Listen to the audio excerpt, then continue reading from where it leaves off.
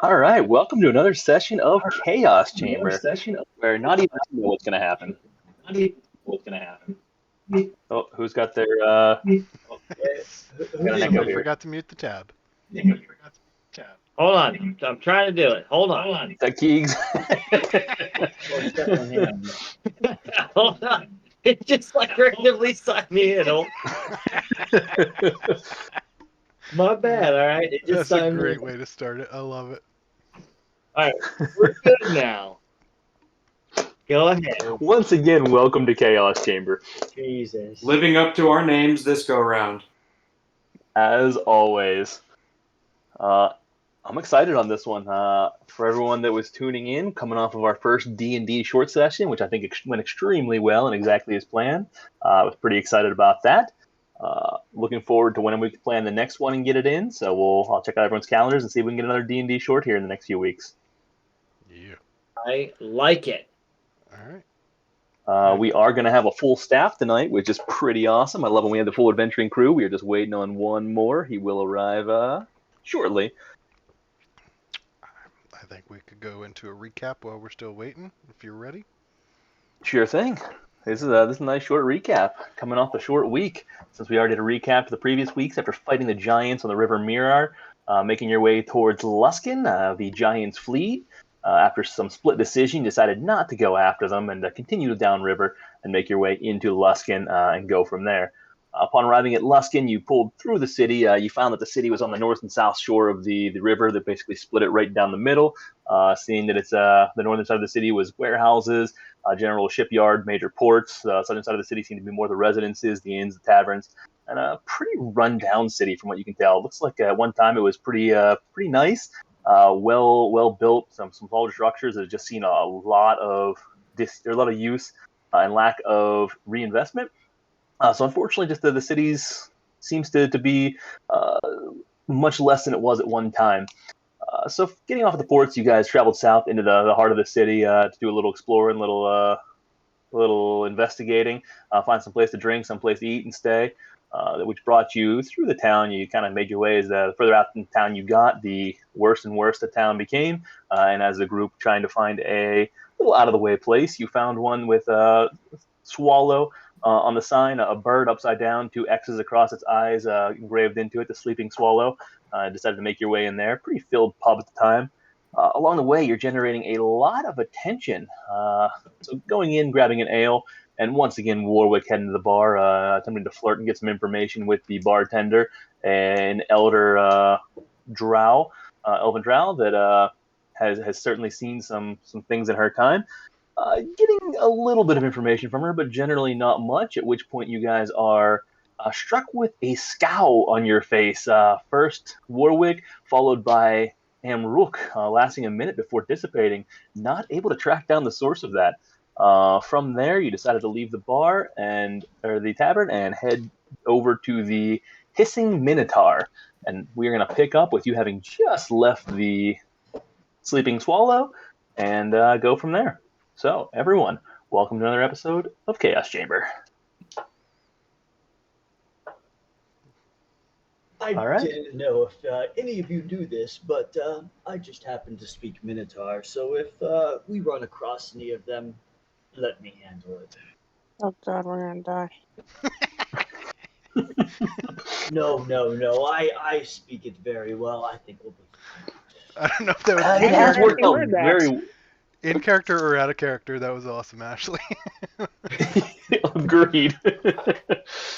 I didn't think you heard because I kind of mumbled it. It was beautiful, well timed, I definitely excellent think comedic timing. somebody should clip that for sure. We're all gonna die.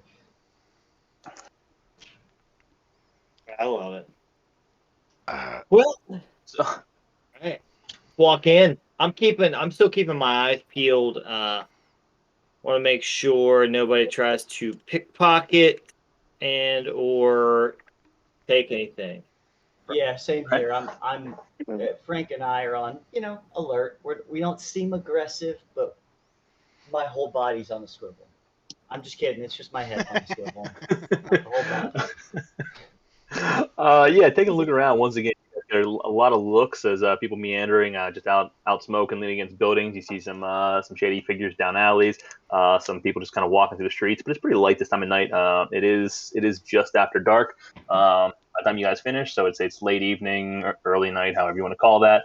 But no one actually near you. No one really moving towards the group. Everyone just keeping an eye on this new group that's arrived. A random collection of various strangers walking with a tiger, making its way through this rough part of town. But no one seems to try anything that you're aware of. So making your way up to the sleeping Minotaur, you see this, or the hissing Minotaur, you see this single-story building. On the outside, you see two large, what you want to call them, antlers, tusks, whatever you want to. Horns. Horns, you can't quite tell what they are. We'll go with horns. Just over the door on this old sign that's now falling down, hanging on a single chain. The actual inn seems a little bit beat up at this particular point. It's the single-story, half-timbered building. See several glass windows, a couple of them with small breaks in them. It almost looks like at one time it may have been a barracks of some type that was converted over. You see the armory type section, and as you walk in, it has the feel of a barrack-like nature. And you particularly feel this based on your history. The layout just feels right to you, with the rooms in the back seeming to be where the actual sleeping quarters would be, now converted over to rooms. And as you walk in, you see the innkeeper behind a little bar entryway there. Willy female elf named Ithrurul. Older woman, a little plump on the plumping side, older. She, what you immediately notice is only has one eye. The other one seems to be sealed shut in some way. So she's kind of looking at you, giving you a stink eye as you guys come in, watching you real close. And as you come in, you see, looking over in the corner, Griswold, you are immediately caught by the sight of a large Minotaur standing very still over in the corner. Give me a perception check. Yes! All right, hold on. I got really Definitely excited. I gotta stuffed. find my. He's gonna go talk to it. I love it. He's gonna talk to a stuffed Minotaur. Yeah, for sure. 4. Yeah, so I think it's real. Come on. Yeah, it stands very stoic, not staring in your general direction, just off into space, a little glassy-eyed. I'm gonna nudge Amric and be like, "There's a Minotaur. There's a Minotaur." Do I know if it's stuffed? Yeah, you immediately recognize it as stuff. I'm gonna start walking over to it with Frank. Yeah, heading over, Frank starts to growl at it a little bit, and I'm not sure what to make of it. As you get closer, you do come upon and realize it is stuffed. It's actually horribly done. As you look at it, it's not even a real Minotaur. It seems to be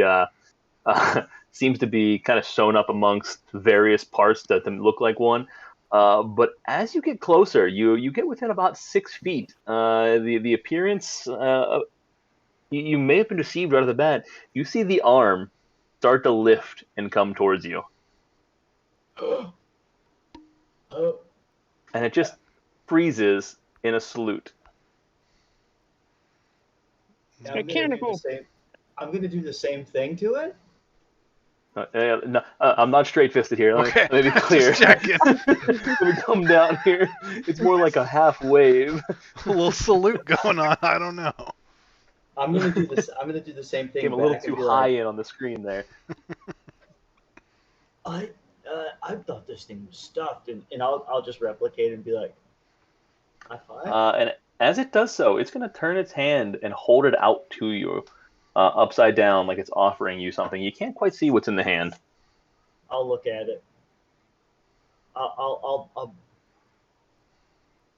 like poke its hand. And it's going to attempt to grapple onto your hand real quick whenever you do that. However, you don't see its fingers close. It just lifts up real quick. At which point it now drops dead to the ground. I'm gonna poke it. Poking it, you find that it is very stuffed. Appears to be a bit soft, and maybe some straw and stuff inside. You can't quite tell. Looks like there'll be a pole in the back holding it rigid. And you poke you poke the arm, and it now just kind of hangs dead. I'm just gonna walk over to the bar and just shake my head and just be like, "This is bullshit. I thought I found a Minotaur," and I'll walk up to Amrock and be like, I thought I found a Minotaur that I could talk to, but no, some stuffed piece of shit over there. I see you admiring my Minotaur. You like? I could speak Minotaur. I thought it was real for a minute. This is bullshit. Are there any Minotaur in here? In here? Maybe if you look real close, you won't find a thing. Oh, I love this already. I A fan of the Minotaur, are ya? I just learned how to speak Minotaur as a young lad, but haven't read across one in quite some time. You should have been in these parts 100 years or so ago. They say there were Minotaurs running rampant around the outside of the city. Well known in this area, the Minotaur were. That's why I named me tavern and inn after it. Oh, that's interesting. And her I pupils need just she shifted real quick on her eyes, kind of staring at all of you. I think we'd like some a round of ale for the group. Aye, around the ale, I can do that. Well, let me make you an offer here. I have the standard ale. I have some of the harder stuff. I have some locals from the area. I even have a nice blend from some small areas down south, a little town called Chamb3r, Stone Hill Ale blend, which is very, very popular in these parts. But our local delicacy, known only to this inn, I have two special drinks. The Minotaur, I see what I did there, which is a spiced rum, very, very heavily spiced rum. If you can open your mouth afterwards and after a sip, you'd be screaming like a Minotaur. There's also the Maxitar. That's an extra special hyper spicy curry. Melts right through the linings of your intestines. I'm not kidding about that. It was an accident. I haven't been able to sell any. Last guy didn't do so well. I think it's actually illegal at this point. I use it to polish some of the metal around here, but it's available. Hi, 5 Warwick. copper pieces each. Warwick, weren't we discussing getting some rooms? Maybe we could do some sort of package. Yeah. So there's a handful of us here. What kind of rooms do you have? Oh, nothing but the best rooms. Quite large and spacey. You could fit at least one of the big guys in each one. Pretty impressive. I've got straw mattresses that are, well, they're straw mattresses. There's also a mezzanine with several wooden cots if anyone's interested up above. That's a little bit cheaper if it's hard on your wallets. By strong mattress, what do you mean? I think the big guy might want to take you up on that and find out personally how strong they are. Oh, no, straw mattress. Straw. Well, I thought you Hay and straw. It grows, you cut it off, you stuff it. Nice and soft. I'm gonna look back at Warwick and be like, oh, always a jokester. You got the big guy I'll for a minute. pass. Well, there's a group of us here. How much for the straw mattresses? The straw plate. Per room with the straw mattresses, typically it is 2 silver pieces per room. If you want any of the beds and the cots up in the mezzanine, that's just going to be 7 copper pieces for you. But as a group, you said 7 of you. Well, very nice. We haven't been this field in a while. For 7 of you, I can do 12 gold pieces, or 12 silver pieces. 15 if you want a first round of drinks on me. That doesn't seem unreasonable. I'm gonna turn to the group. Does anybody have any objections to sleeping in the rooms, or does somebody want those little cot things up top? I'm all right with what we've got. Cool. The room sounds fine. All right. I think 15 sounds reasonable, but throw in an extra round for us, and I think we'll be good. How's that? We're gonna be drunk. Oh, I can agree to that. I'll throw her the 15 silver pieces. All right, go ahead and take that out of your inventory. I'll slip Warwick 5 silver as well to just pay for the next round. Good man. I'm gonna give Ambrook a little nod there. Give him a little smile. I'm gonna go ahead and hand. I'll look back at the group and Warwick, and I'm gonna go ahead and pull out 2 gold pieces. And Okay. once she brings our round over. Yeah, so she brings up the first round of ale out, and she actually went a little bit above and beyond. She gave you the Minotaur, the very spicy rum for your first round, which was pretty good. This is the stomach lining in Eater. This is the just very spiced rum. And upon trying it, you find that it is every bit the words that the description that she provided it. The spice just explodes in your mouth, and not in a good way. It is so spiced you cannot actually taste the rum. Your mouth is just this cornucopia of flavors that none of which you can quite make out, and then starts to burn as it goes down. Unlike a typical whiskey, this one, or a rum, this one actually burns not so much from the alcohol, but from this bite from the spice that it makes you want to scream. It's something unique. You have not had that before. This is interesting. I thought you'd like it. I think we may try that nifty Chamb3r ale next time. But come over here a second, and I'll look back at Warwick, and I'm going to slide this lady. It's gonna come over. I'm going to slide this lady two gold pieces. I think we may be looking for some additional information if you have some time to talk. I do. I know exactly what you're going to ask too. I recognize that look in your faces. You'd like to know what's on the menu and the specials for tonight. Well, let me tell you. I have a pickled salmon and watercress. I've got some pickled pheasant and dried artichoke. And I've got a roasted, I'm pretty sure it was a duck, with a little bit of parsnip on it. I don't know if that's exactly what we were looking for, but Warwick, maybe you could explain. Sorry, after this call, I'll go with this lady. I'm gonna be honest. I'm completely blanking right now. The out of character S Society Frost Giants. That makes me happy. The only question that's coming to mind is what happened to your eye. I like how you actually close your eye as if you're the character. I like it. Trying to bring a little realism in. Man, Pretty awesome. So hey, we just came from out of town, and we were curious to find out if you knew anything about the S Society. And I'm gonna hold up that little patchy patch that we have. The S Society. I've never heard that before. And see you pull out the patch and take a look. Is there anybody? Can I do a look around and see if there's anybody else in the cots or anywhere around us? We probably shouldn't just go blurting out all of our information. Yeah, give me a perception check. Yeah. I'm gonna I'll do it. I'm gonna do a perception as well, only because I want to see if she's actually telling the truth. Give me an insight check for that. Yeah. All right, 23. That's fine. Yeah, I rolled like shit. So. All right, Warwick perception. All right, Rook in particular. Before we get to the insight from Warwick, Rook, you look around. There are a few patrons actually here.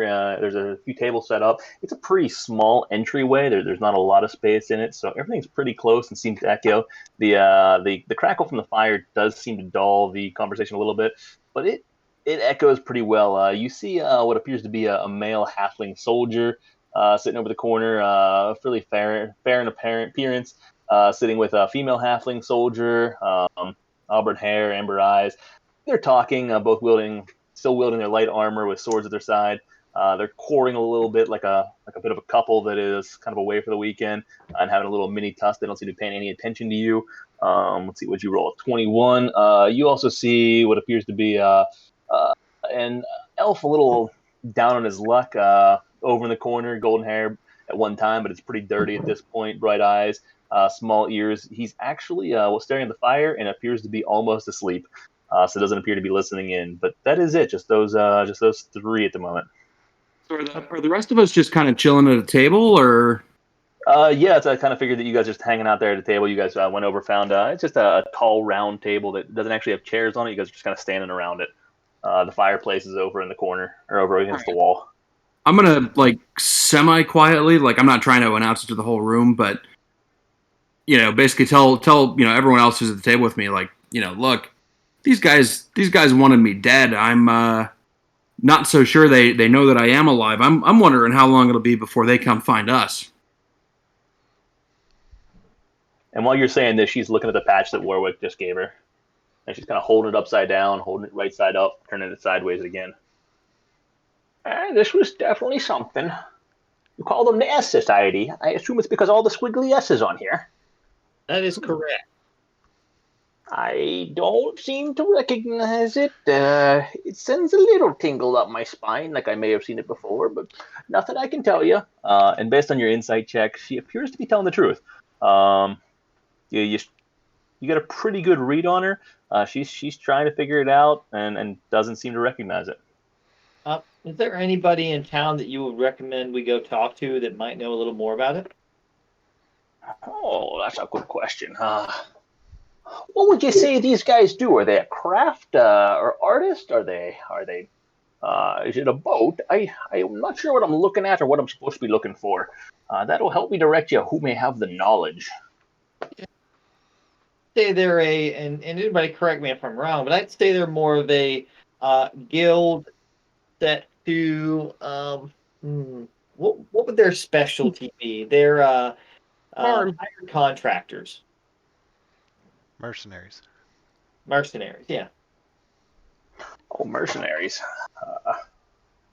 Well, I try to keep my head down and out of those sort of things. I mean, in an ideal world, you'd want to talk to one of the 5 high captains. They know what's going on around here. But if you're looking to stay off their radar, I suppose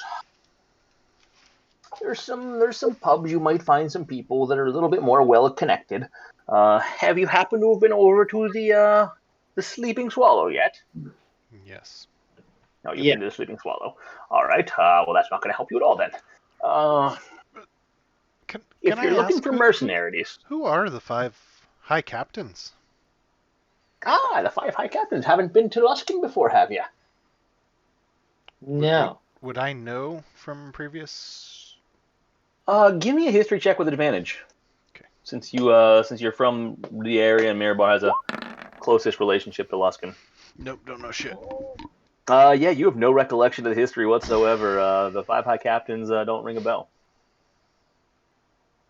Well, we're sort of, what would you call, self-governed here in the town. We've had rulers over the past, but most of them have gone astray at one point or another. And so now we're run by what are the 5 captains, essentially the 5 bands of what they call ships. Those are actually groups. They oversee the workings of the city, and they generally stay out of each other's hairs. A few tussles here or there, but they oversee the workings of the city with in conjunction with next to opposing the Arcane Brotherhood, however you would call it. So they are our impromptu rulers, if we were to have ones. So is this like the 5 families in New York, where it's the Gaglianos, the Lucianos? Luciano, I think I've had that drink before. New York, I'm unfamiliar with the term. I haven't traveled much though, so I'm a local girl. But yeah, you would call them the 5 families. That makes sense, although they're not strictly related.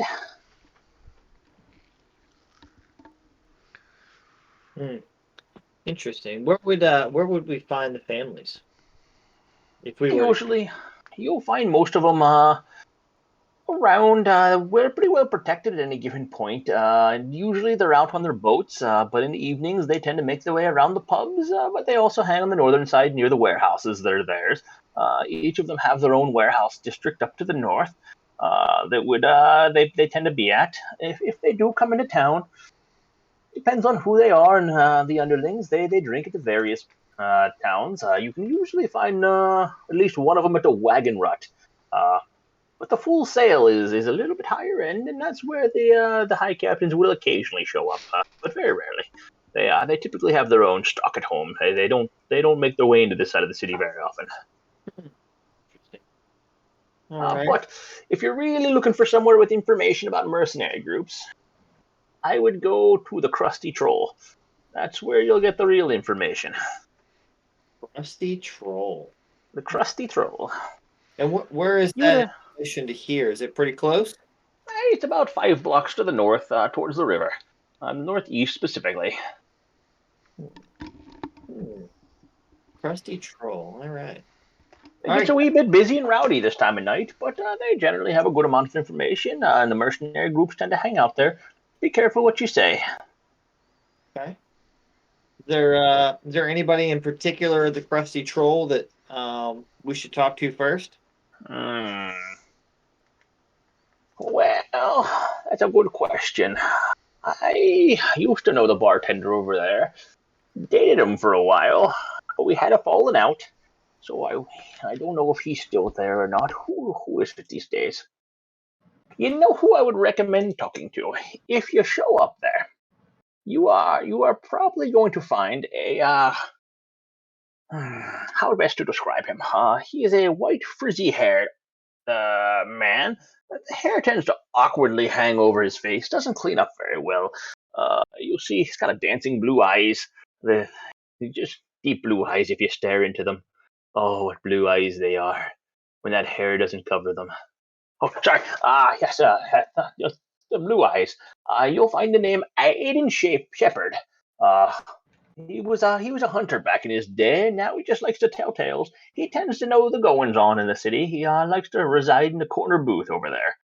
Mr. Shepherd, you say? Okay. Not a friendly man. You buy him a few drinks, he'll tell you some stories, but information is costly, and he's a private man as well when it comes to the information he knows. So at the pub may not be the best place to inquire. Okay, duly noted. Is there any other information I can give you? Anybody else have any other questions for this lovely lady? No, I'm good. I appreciate the information. One last thing before you go. I'm eyeing up one of those other Minotaurs. Another Minotaur I can get you instead of the Stonehill brew. But for the rest of you, another Stonehill, eh? Yeah, looking around, you guys have mostly finished your current drinks. Yeah, I got my eye set on that. All right, another Minotaur coming your way. I knew you would be a big fan. I see what you did there. Anything else going on that you guys want to do here? Nah. At the same time, she did hand you the keys to the rooms. You guys each have your own rooms, which you can make some point make your way back to and find. And they're just modest little rooms. Each individual, you do see a decently wooden mattress or decent wooden bed frame with a straw mattress on it. It's seen better days. They're pretty lumpy, but better than you slept in a while. Other than that, nothing really special. You see, it's pretty devoid of any trinkets or anything else. For those with sticky hands that make their way through here often, so pretty plain. All right. Yeah, I'm not going to do anything else here. Yeah, I think I'm good. I'll turn to the group. So, do we want to go over to the Crusty Troll tonight, or do we just want to rest up and head over there tomorrow? Well, I guess we'd have to wait until tomorrow night, huh? It's like 5 o'clock, right? No, you guys arrived in town around dusk, which was right around 6 or 7. Made your way over to here. It was dark out. It's probably about 10 or 11 right now. So later in the night. The night is young. Yeah, it might be the prime time to actually go. To be honest. So I'm good to go over. I'm good to go over. I'll go over as well, especially if there's some rowdy folk. I'll go over. Going out, are you? Yeah, I think we might take a little stroll over to the Rusty Troll. No, the Crusty Troll. You'll enjoy it. Allow me to make a proposition to you. You could stay here and drink and eat, and I'll give you a buy one get one sale, just for the night. See, No need to go to my competition. Yeah, see, the thing is, we're not going there to drink. We're going there more to talk, get some information, you know? So we're going to have to go over there at some point. Now, if there's a way we can get this, what's his name again? Shepherd. Some If we could somehow get Mr. Shepherd over here, that might I not suppose I could send for him. That wouldn't be a bad thing. It would get him away. He may be a little bit. He likes to tell tales to the crowd at this time of the night, but he could potentially be by later. Would you like me to send a messenger to bring him over? If you do that, I'll order food. I like where you're thinking here. You did say he likes to kind of keep his information private, so Krusty Troll, if it's crowded, might not be the best place to share information. It's not too busy here. Might not be a bad idea. Probably not. I don't know if you've been to Luskin before, but let me let you in on a little secret. Everybody's got an angle, and everyone's got a secret to tell. So whenever somebody goes spilling those secrets in public, and when someone asks a little too many questions, it raises a bit of ire. People start to worry. No one wants them giving away information, especially for coin.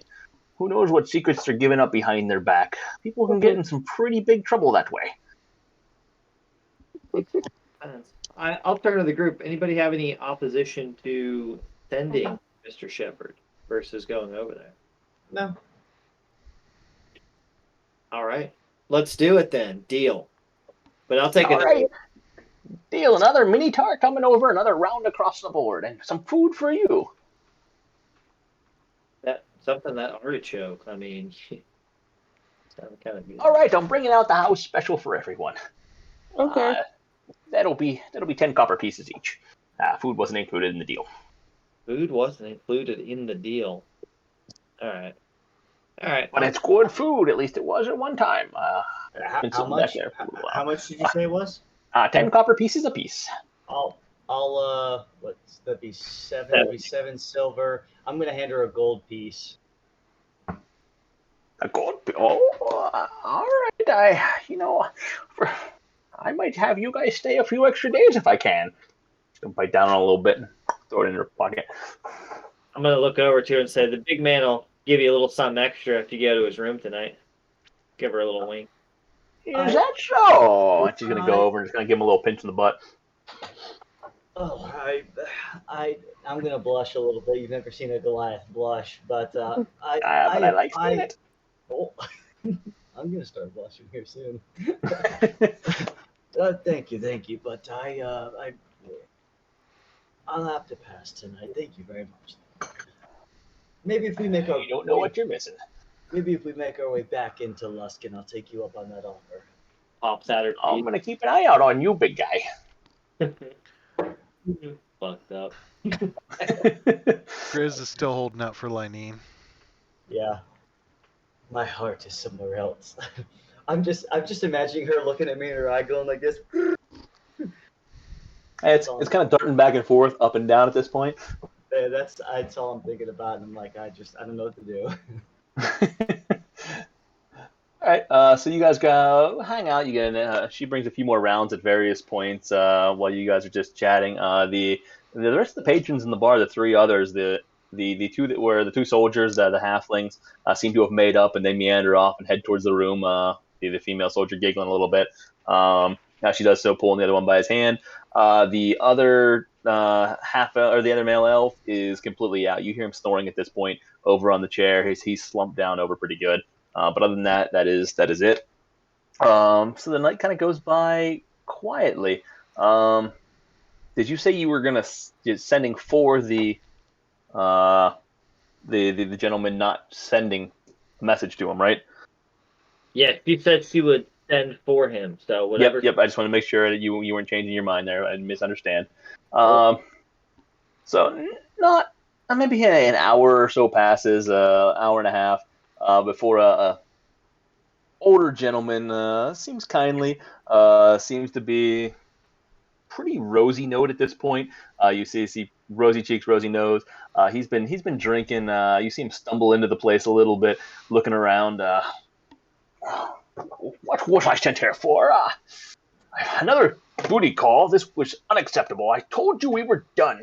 I need to look over and see the seven of you. And okay then. Well, interesting crowd you have here tonight. Israel, you didn't tell me that I would have a crowd to perform to. What we call a circle jerk. Anyways. Circle jerk. I don't know this one. Yes, they came in. I told them that you were the man that they would want to talk to. A man of many tales. A man that has seen many things and knows the goings on of the city. He's going to kind of look over you guys and wink, although you can't tell if it's a blink at this point since it's only a single eye. Stroke his ego a little. I told him that you would be the man to talk to for town. Well, I do believe that I could do okay. And he's gonna kind of brush the hair out of his eyes at this point. You see these striking blue eyes that she was talking about earlier. And he's gonna just kind of come over, and he sees one of your ales is untouched as you guys. You had a steady supply of them coming through. He just kind of grabs one of your ales and starts drinking it. What stories would you like to hear? Would you like to hear the tale of the Minotaur that I once heard of someone else slaying? Would you like to hear the tale of my adventures off the coast over in the Moonshay Islands? Or perhaps the time I traveled all the way across to the Anararch Desert on my own? I'm gonna pull out a 5 gold pieces and say, I think we're gonna be looking for some other kind of information as I look over to the bard, because we all know the Goliath's not gonna pull this shit off. So I think we're looking for some more in-depth information, and we can certainly make it worth your while. But please understand, we're not here to mess around. We need some information. I understand. Just kind of see the gold piece in your hand. For the right price, I could provide the right information. And he's gonna kind of slide away from the table slowly. And you see him making his way towards the fire, kind of just scooting backwards while he's looking at you guys and kind of looking around the room. And he's getting closer and closer to this half elf. He's going to go and he's going to just bump up against the chair, kind of intently. You see him throw his hip out as the half elf pops away. He goes, "Oh, I'm sorry, good sir. I didn't mean to do so. You look awfully tired. But I recommend that you call it in for the night. That chair looks terribly uncomfortable." And the half elf's going to look up at them all and still kind of still half asleep. "Oh, yes, you're probably right. I should do that." And he's going to turn in. You see him stand up, give a little bow to the innkeeper, and head off to his room. So that now the place is empty. As the gentleman, Mr. Shepherd, comes back over to the table. Now we can talk in a more ideal circumstance. So, 5 gold pieces, as you say. What information are you looking for exactly? I'm gonna look over at the bard because Griswold's not pulling this shit off. Well, so since the Goliath wants to get right to the point, we're looking for information on this patch. What we're referring to as the S Society. Do you know anything about them? Yeah, pull the patch over and take a look. This looks familiar. I've seen full patches like this come through this town before. Can't tell you much about it, though.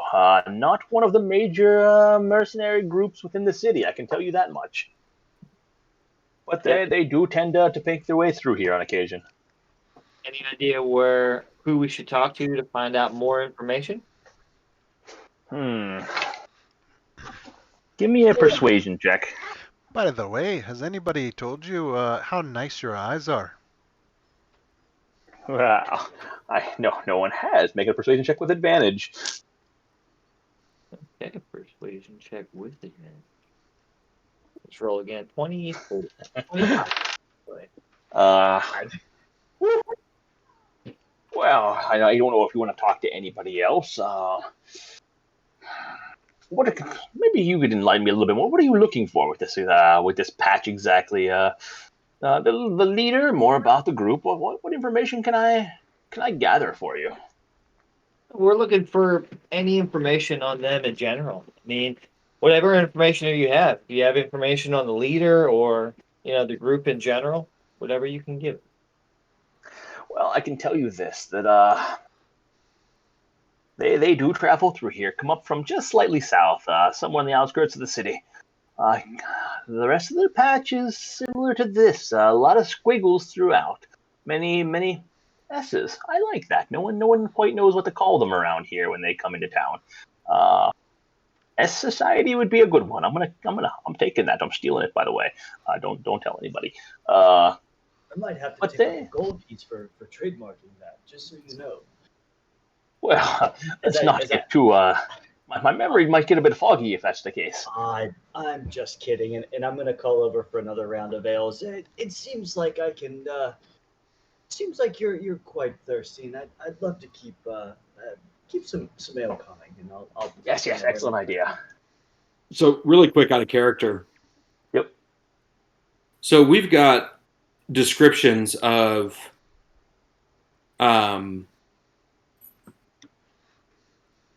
a couple of guys that are affiliated with the S Society, right?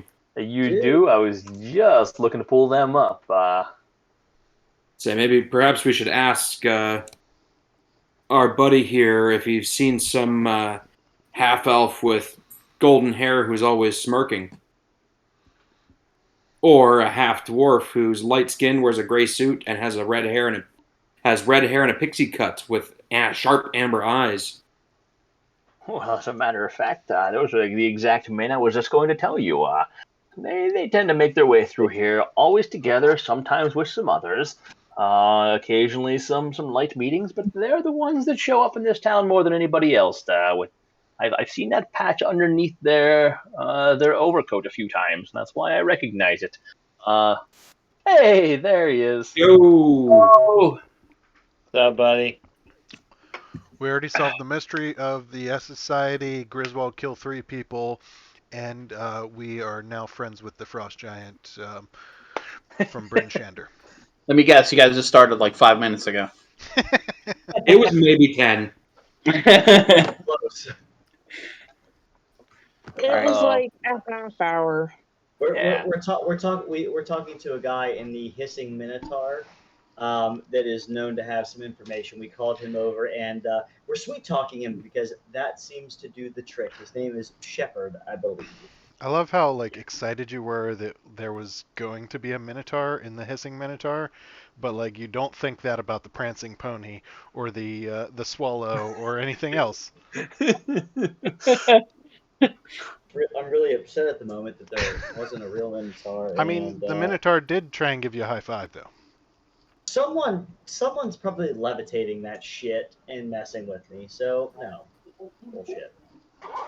So there's no Minotaur in here. No, it's Just a stuffed one. bullshit. It is It is bullshit. Thank you. I see what you did there because it's a Minotaur. It's utter bullshit. Bullshit. there is a drink called the Minotaur and the Maxitar. Do not get the Maxitar. You actually might die. Legitimately. I see the stakes have risen. But Chef, So, anyways, you guys described these couple gentlemen, and he's telling you those are the 2 that I see come through here. They typically visit the Sleeping Swallow. They make their way through quietly, although they do try to mix up their rotations a little bit. He's gonna once again kind of look around with that persuasion that you've given. Most men are bad news. There are some nasty mercenary groups around here that'll slit their own mother's throat for the right amount of gold. But this group would do it for fun. I've heard stories about them that chill me to the bone. They don't live in the city.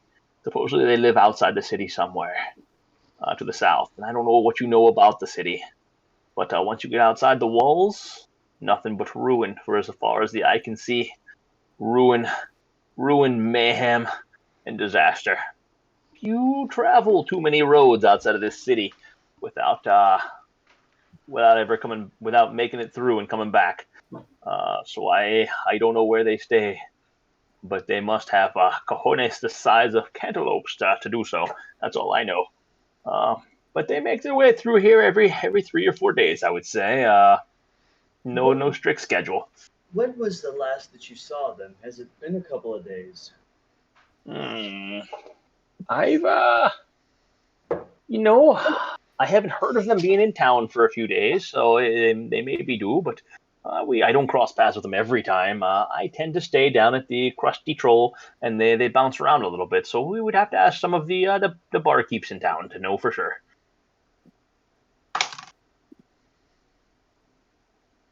What's causing all the mayhem outside of the city? Nothing in particular. It's how much do you know about the city? Let's pretend I'm new. Let's pretend I had an extra 5 gold in my pocket. Yeah, for somebody who's supposed to have a lot of information, you really haven't given us anything or lived up to this reputation. That's not worth it. We're a random group of strangers that have just wandered into town demanding information. You have not quite lived up to your reputation of gold providers. I'll slide him 2 gold pieces and say, I think that's good for the information that you've given us so far. And then what I'm gonna do is I'll hold up I'm gonna jingle the sack that I have and say, Which one? not to his interpretation at the moment, and say, it could be worth your while if you give us the right information. And I have subtracted all that, 2 out of my pack. Okay. So far. Give me a persuasion. Give me a persuasion check. Me or Keegan? You threw that out. You got the money. You're dangling the balls or the sack. 22. All right. I don't have all the information. They tend to be very secretive. I know that much. But outside the city, I'll warn you that at one time the city of Luskin was much larger, and not Luskin at all. Many decades ago, it was actually Illusk. About 5 times the size that it was now. Actually, a beautiful city. A lot of trade with Mirabar. We were very profitable and well. However, after a series of poor rulers have come through, more than I care to name, each one stealing a little off the top and moving onward before they could be caught. We've slowly dilapidated into what you see here, the ruins of society, and now are ruled by the 5 high captains.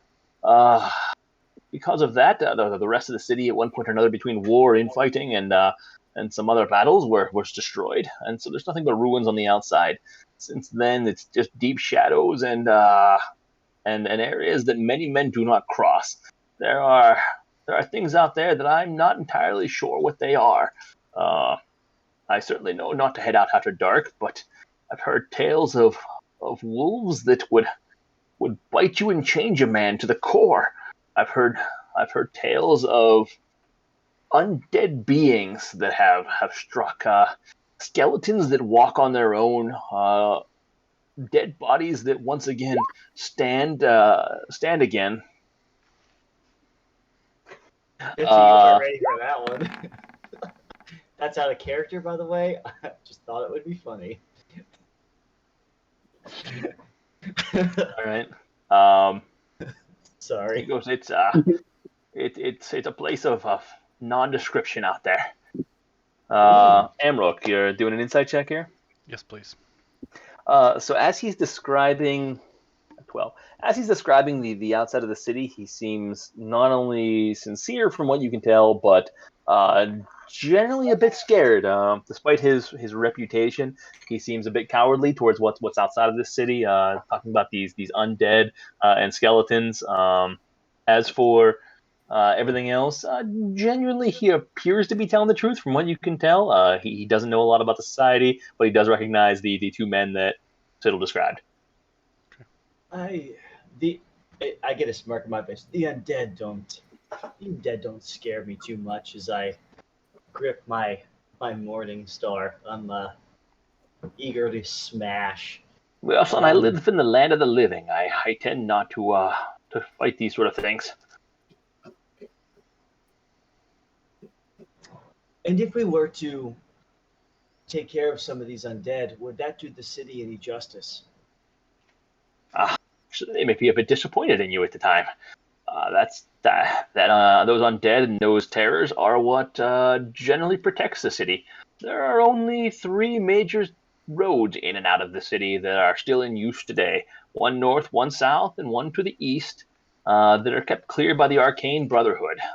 Anything outside of that is is pretty much in ruin these days, and should Luskin come under attack, those 3 roads are sealed off, and any imposing army or any attempts to take over the city would have to fight the undead as well as us. So consider them our protectors in a way. The Arcane Brotherhood, who were they? Did you see the large tower on the way in, sitting on the island? If you can't miss the tallest building in the city.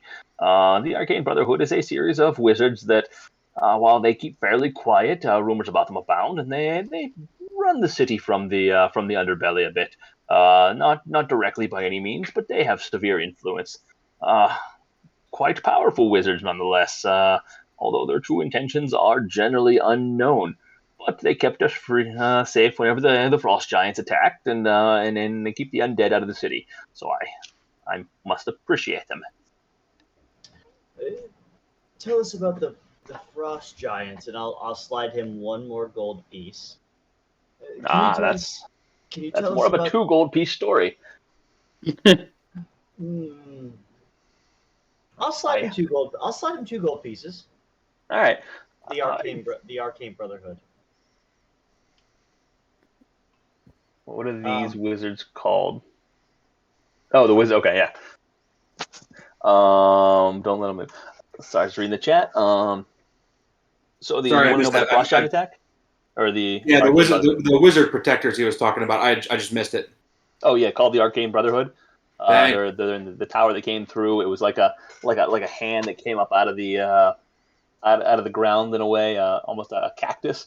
Out of character is what this tower looked like. With it sat out on one of the islands. You noticed it whenever you passed by, both on the ship and walking across the bridges. It was this black ominous tower with various little split offs as it made its way up. Yeah, you don't know much about the Arcane Brotherhood. It's very localized to Luskin itself, other than what he now just told you. And you wanted to know more about the frost giant attack. Yeah. Yeah, probably about a week back. Morning arose and the terrible sounds hit. Apparently, one of the frost giant were approaching the port and coming in. One of their ships, quite large, with the frost giants, were coming in, and the Arcane Brotherhood was quick to react. We woke up to terrible sounds of fireballs launching from this tower and from the port, and just fireball after fireball attack onto this ship. And the great smoke cloud that came from it was utterly ginormous, like nothing I've ever seen. But the frost giants, they kept coming, but as did the fireballs and the flames. By the end of the morning, all those that were watching saw nothing but the flaming ship and a great billowing of smoke. The wizards then made their way back into the tower and closed the doors. The next 3 days, frost giant corpses that were burnt to husks rolled up on shore. Have there been any other frost giant attacks before that? There were many sightings. The ships made their way through here, up and down the coast. You hear the occasional tale of the ship that gets ransacked by a frost giant ship, but no, they generally keep themselves outside of the city. Besides that one, but if you want to know about giants, you should ask the pretty little lady over there. And he points to the innkeeper who's kind of eyeing him up with that one eye. So quite literally eyeing him up. He goes, she's actually one of the few of us that have had an interaction with them before. So she has an interesting take. A little crazy, if you ask me. Thank you for that. I'll slide him 5th gold piece. Now we're talking, young man. For that piece of information. It sounds like that if we want to know more about the S Society, we either wait for these 2 to come into town or be proactive and head south. But that may be troublesome. But Quite Yeah, interesting. We can do a fight tonight. You know what I'm saying? yeah, young man, I can tell you that waiting for them and coming into town may be your best option. If you start to meander out into those ruins, who knows what you'll find. You couldn't throw a stone without finding some hidden entry or some ruined tower, and no one seems to know where they come from. Why don't I do you one better? With that sack you're jiggling over there, clearly you have some gold to spend. Might I request that for a mere finder's fee, I could have it well on alert that when they enter town, you would be notified. And how do I know that you're not going to notify them as well? You would pay better, I would say. And are they paying you? Because I think that the gold that I've given you is probably more than what they're paying you right now. I would agree. They don't pay me. I don't even know who they are. And how much is this finder's fee? What kind of information is that information worth to you? I'm gonna start looking at the bard at this point. I think 2 silver is enough. 2 silver. I did just hand him 5 gold pieces. So, This is going somewhere. Don't worry about it. all right. Okay. All right. Go ahead. For 2 silver, my eyes are closed. I see nothing. I'm putting myself in great danger here. Well, then are you really putting yourself in danger? I feel like you can talk your way out of just about anything. So, are you really putting yourself in danger? You're really just telling us if you see somebody. You're not doing anything else. I am putting out feelers to several of the bartenders and acquaintances that I have throughout town to keep eyes on any tavern that may exist in Luskin for their appearance.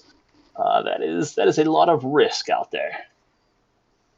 So how about 2 gold pieces? 1 now, and 1 after we get the information. The number I had in my head was closer to 20 gold pieces for that kind of information. I think you might be a little bit off. Yeah, I think at that point in time, we might as well just go south and try the ruins. Who knows what we can find in the ruins? Kind of gold, maybe some priceless artifacts that you might be interested in. I don't know. Well, in that case, I wish you the best. May you find them in your wanderings. Do I see anybody? Well, before I do that, before I do that, so Suggestion.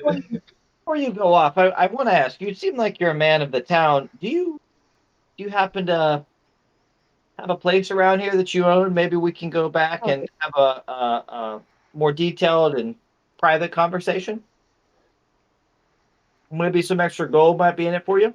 He's gonna lean over.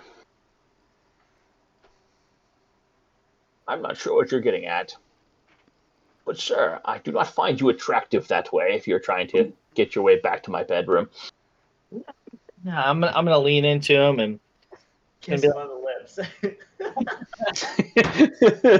grab him by the wiener. Yeah. Ba, ba, ba, ba, I'm gonna lean in and be like, I haven't been around in Luskin too much, and I'm not The sure. candlelight I'm not striking sure. upon his face. His blue eyes glare at Warwick and Warwick's back. His hand caresses my inner thigh.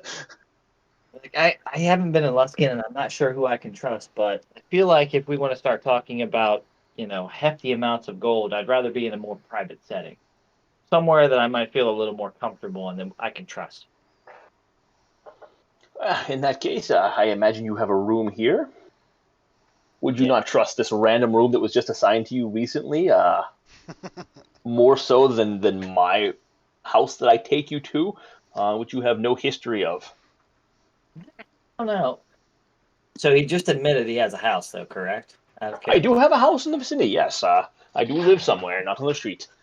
Not on the street, but here in town, right? Yes, it is in town. And what would you say about 5 gold pieces? I would say that's a hair shorter than 20 gold pieces. I'm gonna cast suggestion.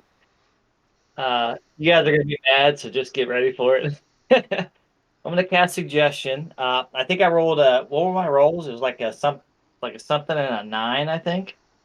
I don't know. Pretty sure. It was like I think it's still in chat somewhere. Just scroll up.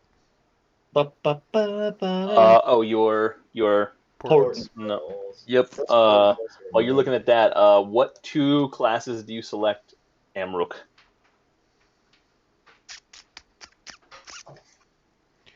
I assume you're utilizing Know Your Enemy? Yeah. Sorry. Just trying to get it before he rolled suggestion, but it doesn't seem to help. Let's go with Constitution and Strength, just in case we have to overpower him. In case this gets a Constitution little and wild. Strength. What is this guy again? What is he? Keegan, I don't know if you rolled. Hold on 1 second. 5 and 9. Yeah. For your portents. There it is. That's right. So you have 5 and 9. You said Constitution and Strength? Yes, please. Yes, you are his superior in each of them by a large margin. This is an elderly man that was at one time a sailor, most likely in his travels, who now just spends most of his time at the pubs downtown. He's a bit of a pot belly on him. He is well, despite worn hands, he has seen much better days. He striking elderly man, as you can say, but he's up there in age. Human? You could overpower him with ease. He's human? Yes. Okay. I'm going to cast Suggestion. Okay. I'm going to use my 9 portent roll because of the DC save of 14. And I'm going to turn to this fellow and say, I suggest that you give us whatever we want for the rest of the night, including signing over the deed to your house. To my name. I'm going to cast a spell magic. You see him immediately reach into his pocket and then shake free. Look at his hand a little bit. What are you doing? Wow, what was that? That was weird. What are you doing? I want his house. You're stealing his house. We have company. We have company. Let's discuss this in a little bit. Let's finish our business. Give me a stealth check, by the way, Warwick. Where's the gold that we gave him? He kind of has it still piled up directly in front of him. He hasn't moved it yet. Every time he would pull it over a little bit more. Oh my God! Yes, please do what I think you're gonna do. I would have if it was in his pocket. Do we know where the innkeeper is? Is she watching all this happen? She is still in the vicinity. She is not watching you exactly. She is still glazing at his eyes on occasion, giving him these sweet looks from afar. So certainly paying attention to your group, but she is getting other things done at the same time, cleaning up some dishes in the far end, preparing some food. But she is in the room and not far off. That's why I was about to ask Warwick to make a stealth check on that suggestion with the verbal component. I'm also going to pull out 15 gold pieces. All right. I am amazed. And slide them over. That you are going to steal his house. I can't deal with that. I was going to let him live there. You were going to steal his. You wanted him to give your house. Warwick, that's not cool, man. There's something about this guy. I'm not feeling this guy. Shep, here's what I can do is 15. What I can do is 15. You talk to the people within the vicinity. I slide these over to you, and you go off quite a bit richer than what you were tonight. I can agree to 15 gold pieces, and I shall send my web out into the city. And how quickly would we know upon their entrance into the city? How far are you venturing? Let's say that we're going to... I'll look back at the group. Are we going to stay in the city, or are we going to venture around? Hey, we might hit up the library or something noble like that. You'll be able to find us around here. We shall track you down. I shall have a word to you within 30 minutes of their arrival. What I would like, if you don't mind, is to know how long it's been since they've been here, and then upon their arrival. Just so, since you said that it could be, 3 to 4 days, I'd just like to know, just to get an idea of if we might be waiting another day or so for their arrival. And then, I can certainly do that. and can I trust that you're not going to tell anyone about this interaction? It would be my life taken if anyone found out.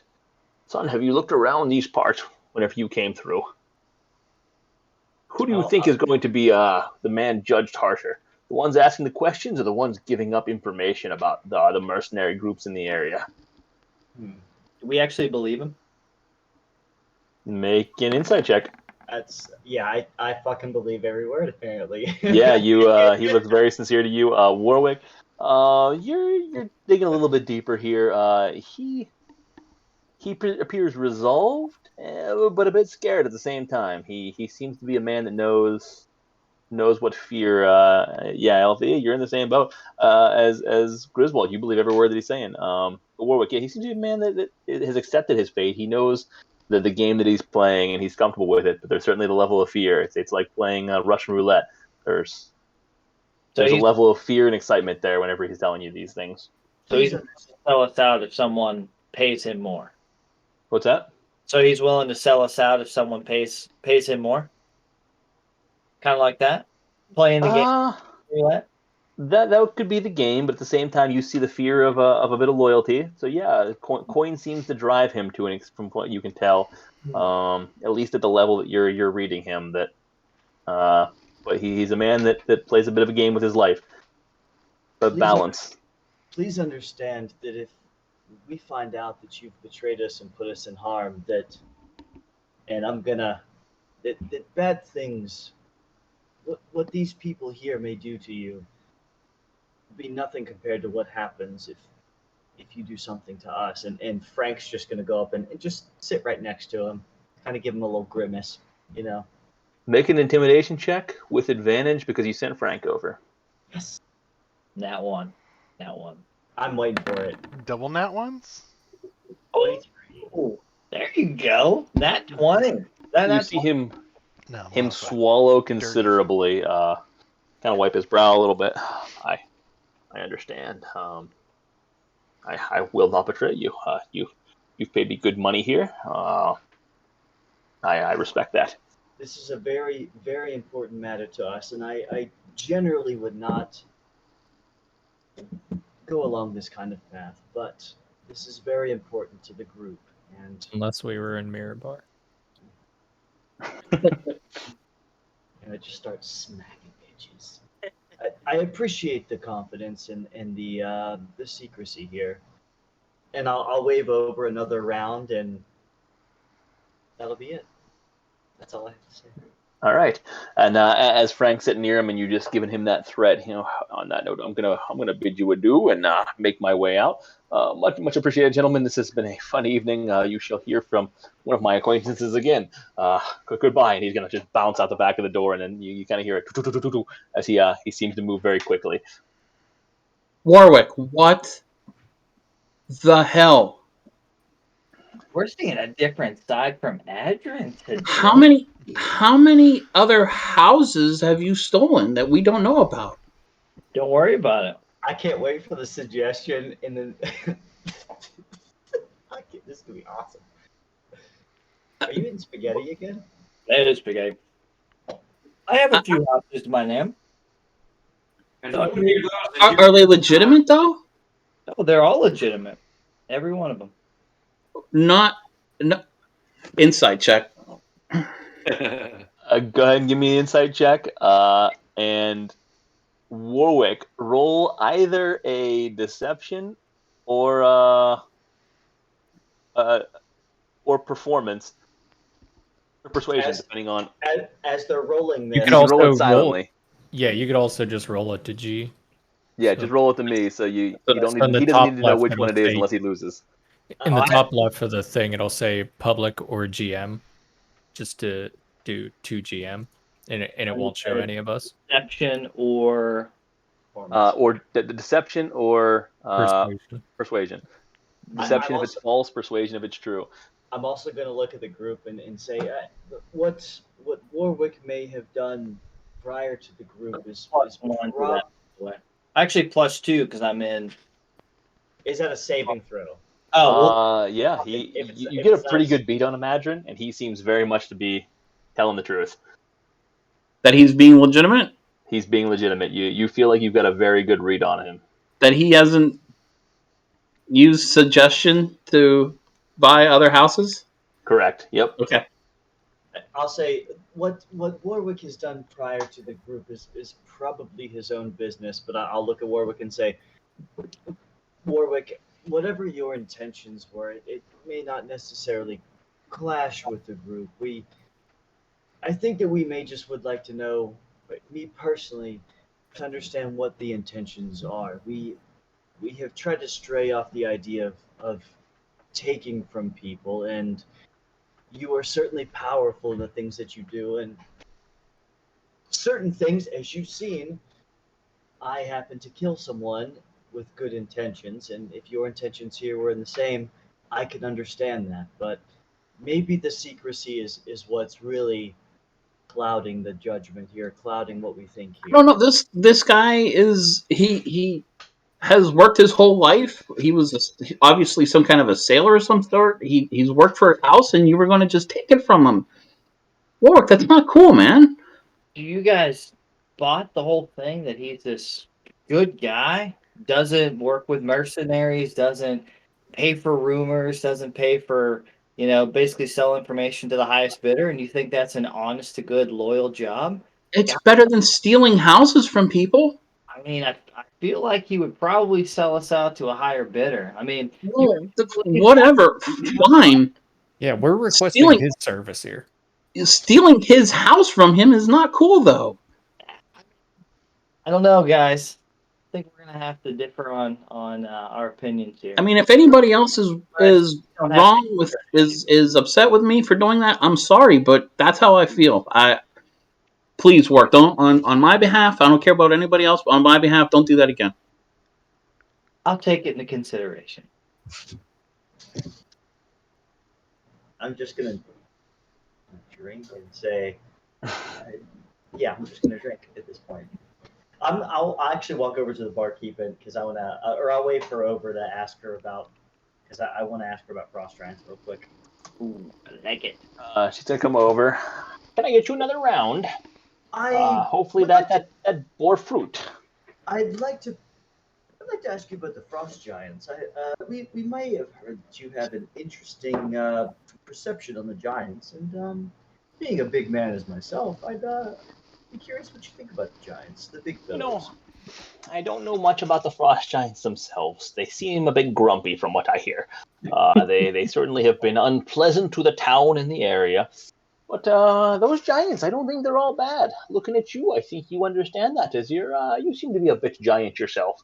Little blood of giant in you, if I had to guess.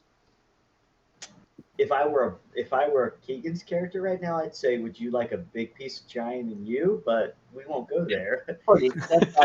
You just nailed that one home swinging, buddy. I've already seen it. I've lofted it for you. I'm just waiting for you to hit it home, man. But anyways, the giants themselves, I don't think they're all bad. I met a giant once. Did I ever tell you that story? No, but I'd be very curious. When I was a young girl, not too young, younger than today, I spent a lot of time on these shores, and I spent my time in ports and along the coast. But back then, there were certain giants that used to come ashore before they were rampaging the villages like I hear they are now. I met, I believe, she told me she was royalty, in fact. Royalty among the storm giants. One of the queens. Very nice woman. Was a big fan of us small folk. We would met her a few times. We would have talks and walk along the shore, and she wanted to know more about what we did and who we were. She was a lovely lady. But then just stopped showing up one day. Broke my little heart because I enjoyed our conversations. But she was quite sweet. What was her name? She was Neri. I believe she said queen. That's right. She was a queen. Queen Neri. How do you spell that? Neri. Neri. Yeah. First word is queen. QW. Q-U-E-E-N? Or Q-U-E-E-N. W. All right. So we have Anyway. that. I thought you were making a joke to see if he would catch. Spelling bee. I thought No, you were sorry, making I a was joke as already well. thinking the next thought. Q-U-E-E-N. Yeah, Neri. And so you met her as a child, and then she just stopped coming to talk to you. I was a younger woman. I was in my early 20s at the time, working along the coast, not far from Port Last. She used to come ashore, visit with various small folk. It seemed she wanted to improve the relationship. She was very intrigued and amazed by our culture. Not many interactions with giant kinds these days, and the small folk. We seem to be just insects to them and in their way. But she seemed to truly care. And you said just outside of the shore from Port Last, correct? Yeah, that was probably a bit south of Port Last. I was working there at the time and would travel the beaches to the south. But that was many years ago. I spent another several years there and never saw her again.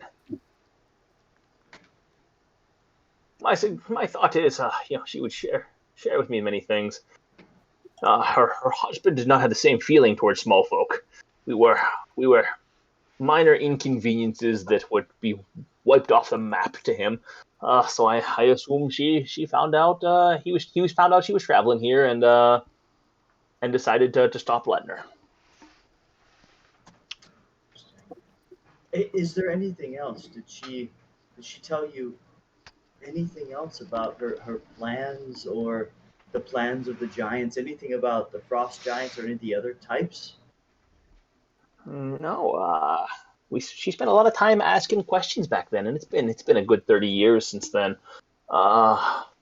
She asked a lot of questions. Talked a little bit about her home, somewhere out the depths of the sea, many leagues at the bottom of the sea, and it's a beautiful place.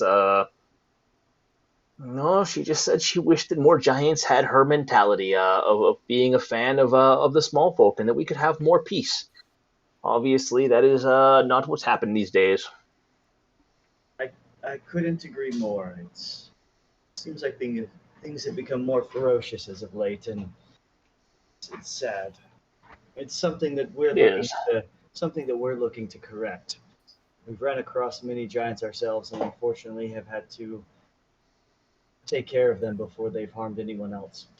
That's a shame. If you ever run across a lovely one named Neri, tell her I said hello, and please give her some consideration. Yeah, we appreciate that. On that note, anything else I can do for you? I have some work to be done. No, I thank you for the information. Excellent. I'll look back to the group. It's probably late. We should probably all. I'm going to head upstairs to get some sleep.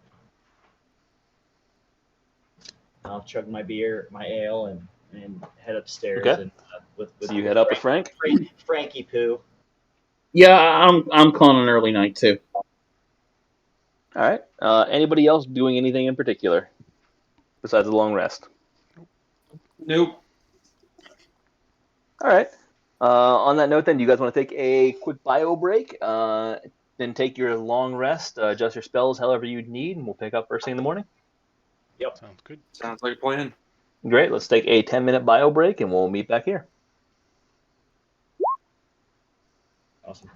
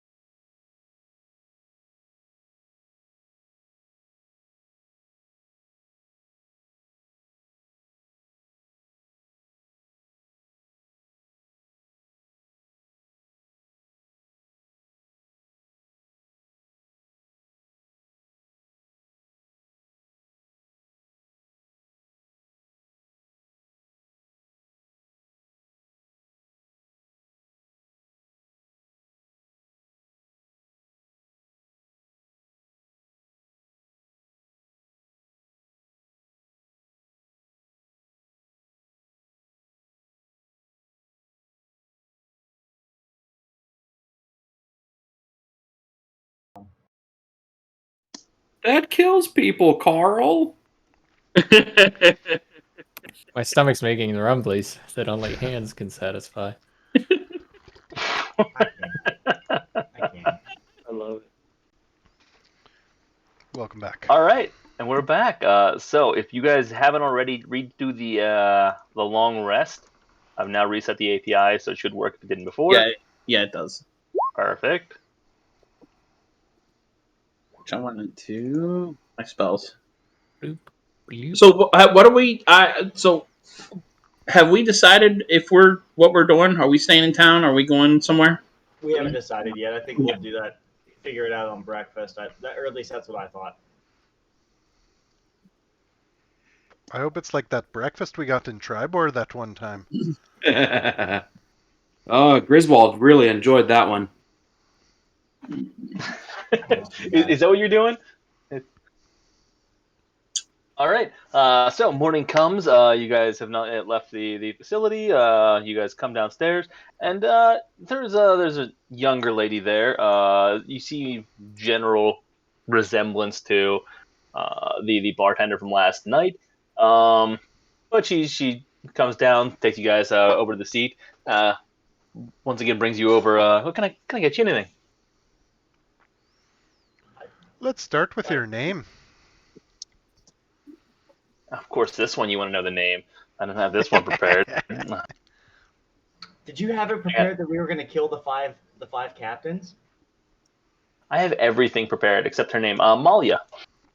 Malia is her name. Okay. Are we in here, folks, or are we leaving? What's the game plan for today? I think we should probably stay in town. That's what we had mentioned to Shepard, and it would be best if we found the S Society fairly quick. I can imagine this is going to get sketchy fairly quick, so we should probably stay in town. Well, perhaps they're in those ruins to the south of town. Shepard did mention that he thinks that they hang out somewhere south. Well, isn't that where we had to go anyway for the gentlemen that were in Zentharl Keep that we were going to check out where the frost giants attacked? It was all along that road. Right. Move you guys over here so you have some vicinity to work from. And just an FYI for the ruins on the outskirts, it is basically surrounding the city, so within a maybe 1 mile radius on the outside, primarily on the southern side of Luskin. So while Port Last is, pull it up here, while Port Last is 90 miles away, which is where you'd heard the rumors, you're talking about just 1 mile outside of the city surrounding it. We can do that. We can do that. Basically, consider the city that was one time much larger. It was kind of destroyed over time and is now centralized with internal walls. So it's the outskirts of the city. This is a graveyard of old buildings. Is he still are his aides going to still try to find us if we go outside the city? Yeah, let's say in the conversation he said he could find you. He'd send people far and wide to find you as necessary based on your intimidation. So they would track you down. You could also assume that it's likely that they're coming in the evenings for the pubs. So you're kind of good during the daytime. They're not visiting these bars during the day. Okay, I just wanted to specify the little things just so. Good questions. Just so we knew. While we're planning things out, hey Grizz, do you think I could have those gloves back I loaned you? Oh, there it is. Oh man, I had a tally count of 4 already. Siddle, I have to tell you, I mean, they are yours, so yes, but I do have to ask. I mean, I do have to say they certainly increase my strength and certainly help with my attacks, even though I'm not necessarily that great. It put me to hindrance, but they are yours, and I am a man of my word. So I'm gonna hold up my arms in like the classic muscle man whatever pose and like flex and let him see my fucking shoestrings of biceps and be like, and poke my right one with my left finger and say, I need all the help I can get. Siddle, don't you sit back and shoot fireball and other things? Are you planning on getting in a tavern brawl or something of that? I mean, you never know what could happen. Time out on the play. Adrian, I see that you have some 30-second timeout. insight on this. Wait a minute. Haven't like your last like 6 attacks been from the back line using magic missile? I wasn't there for that, so but yes, there's a good chance it was. There's a good chance. Those gauntlets really help with magic missile. I mean, he's Yeah, got a pink. I'm just trying to enhance my magic missiles, man. You know. As reluctant as I am, Siddle, they are yours, and I am a man of my word. I want you to know, Rusty, you fucking suck. He's been saying he's going to do this for like 6 months, and he just keeps forgetting. Yeah. Well, Siddle, may I ask you this, though? We are venturing out today. You would have to spend time attuning to these gauntlets. Do you plan on trying to do that right now? Or may I suggest that once we do a short rest, that you take these and attune to them? Just in case we run across any undead or skeleton-like creatures. How long does attunement take again? An hour. An hour. Yeah, it'd be an hour, short rest, long rest. I mean, I mean, how long you can. is it not at breakfast? I mean, you could do that at We're still breakfast. ordering breakfast. Yeah. Yeah, I'm gonna attune at You know breakfast. what? All of you suck. I want you to know that.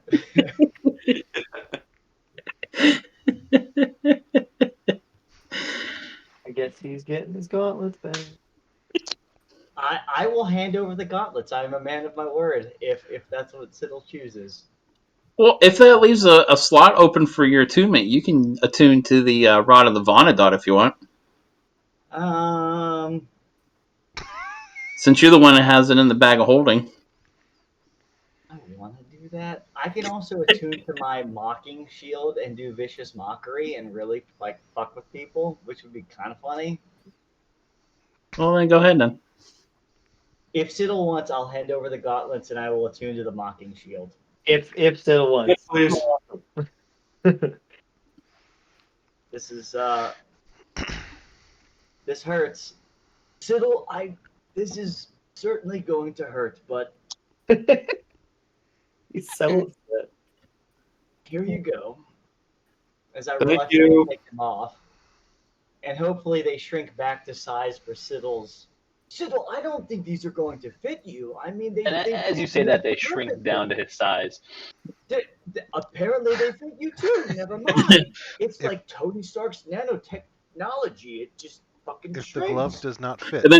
And then Griswold's like bicep shrinks from like this to like this. I'm like, oh, fuck. And then Siddle like goes from like this to like this. Yeah, I go full on Popeye. I'm ordering a can of spinach for breakfast. Well, Grizz, a small suggestion. If we're going to be looking for something from beyond the grave, have you happened to had a chance to look at your map to see if maybe that's what's causing this disturbance south of Luskin? without those gauntlets, I can't view what that map is going to say. So if Siddle wants to hand them back over, then I think I can probably figure this out. You know, I'm pretty decent with maps. Adrian, you can't read maps. Adrian, just you can't read maps. But yes, I'll pull out the map and I will look at things as I kind of like smile at Siddle, but also give like a Goliath middle finger to Siddle. My bare middle finger that doesn't have a glove. Can you even read Minotaur? Not without the gauntlets. The gauntlets for everything. I don't know what to do with myself. Oh, so you're one of those people that need to like point at the words as you read them? Yes. Yes, that is correct. That's funny. Shit. For any of our viewers who need to point to the words, we're sorry. Actually, that's actually my daughter, because she's dyslexic. Wow. Mhm. Wow. I want all of you to take a good look at yourself right now. Excuse me, I didn't say anything. No, you're involved. You're part of the group. You're involved. She's not watching, right? Does that mean you implicated yourself there, Evan? You better not be. No, I didn't. No, I'm the one pointing it out, so I'm not involved in that. Reed, oh wait, I don't know. Reed has the no. I do. Do I know Reed has the rock of gravity detection? Do I know? You do. Yep. Yeah, at this point, you know. Reed, I have to ask. May I have my rock back? No. I figured that was coming. Like, nope, not the slightest. Would you like me to toss it to you? No, I would not. I'll go ahead and attune to the mocking shield, and I will. Yeah, that'll be that. Oh, you guys. Griswold. Wait, did you say I can have it back? Did I hear that? All right, so that's out of my pack. That's. I'm gonna look around and see if he was actually talking to me. That hurts. Siddle, if you don't punch anyone by tomorrow, I You got the map out anyone yet? since I would hope that maybe you would give me those gloves. Coming. Because Hold tight. They suit me a lot better. Than have you punched anyone with those gloves? You know, Pretty sure I'm a you had the melee gloves on and still lost an arm wrestling contest. You P.S. know what, Amrook? That doesn't matter. Well, actually, no one else knows that, so no one else knows it. That was a dream, so a lot of other things were involved in that, but nonetheless, You couldn't even I hold would on to a rope with them. Yes, and that is exactly why I need those to go against any of these other crazy things that happen. That is exactly why I need all the help I can get with my strength. I'm gonna punch Griswold. What? With the gauntlets, you told him to punch someone. Yeah. Go ahead and give me an attack. Actually, I'm gonna smack him with my staff, but you know. All right, go ahead and give me the staff attack. No, it has to be. I said punch someone with the gloves. That was my wording. Wait. Does he have to use the gloves as the? No. He has to attune. Well, he can put them on, but he's not attuned to them, so his strength is not. He can go ahead and try to punch me right now. His strength. I is thought not he's up taking. to 19. You guys have eaten breakfast while having this conversation, and God he's damn doing it, Garrett. I'm about to throw one of those beads. I'm about to walk away and throw it right in the middle. Hey guys, he's gonna poison our food when we go over on the 24th. As soon as he might. starts to walk, I throw down ball bearings. I didn't walk yet. I was just joking. I wasn't gonna throw a bead. But go ahead. Is you gonna try and punch me? Are you going for the punch here? The straight melee attack? Yeah, give me 1 second. I'm gonna see if I can just add unarmed strike into my thing here real quick, and all right, just for the sake of role play here. He's gonna roll a nat 20 crit, kill Griswold. Seriously, he might. Oh fuck. Is it drag and droppable? Wait. It is drag and droppable, but it's not actually popping up on my attack list. Oh, okay. Is it going into your spells? So let me just give you a straight strength check then for the attack, and then I'll. I guess it'd be a D20 plus your strength. So yeah, it gets a strength attack work. Oof! I missed. I gotta get used to these things again. You know. You know, you come in with a lot of power. You wind up and you come through it. But the extra weight from the gloves just drags you down a little bit as you're adjusting to it. And Griswold is able to duck out of the way quickly, being prepared for it as you've been taunting him.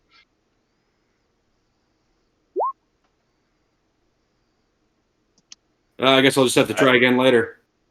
But not expecting it. Give Grizz a second. His Discord is having an issue. which is okay because I'm trying to load this. But that roll was shit. It's because in the thing, it's a proficiency in the compendium. It's not There an we go. actual attack. Yeah, that's what I noticed that. Gotcha. I didn't even look that it was a proficiency. Unless you're a monk. Unless you're a monk. Oh, there's a waste of a 20. Fuck me.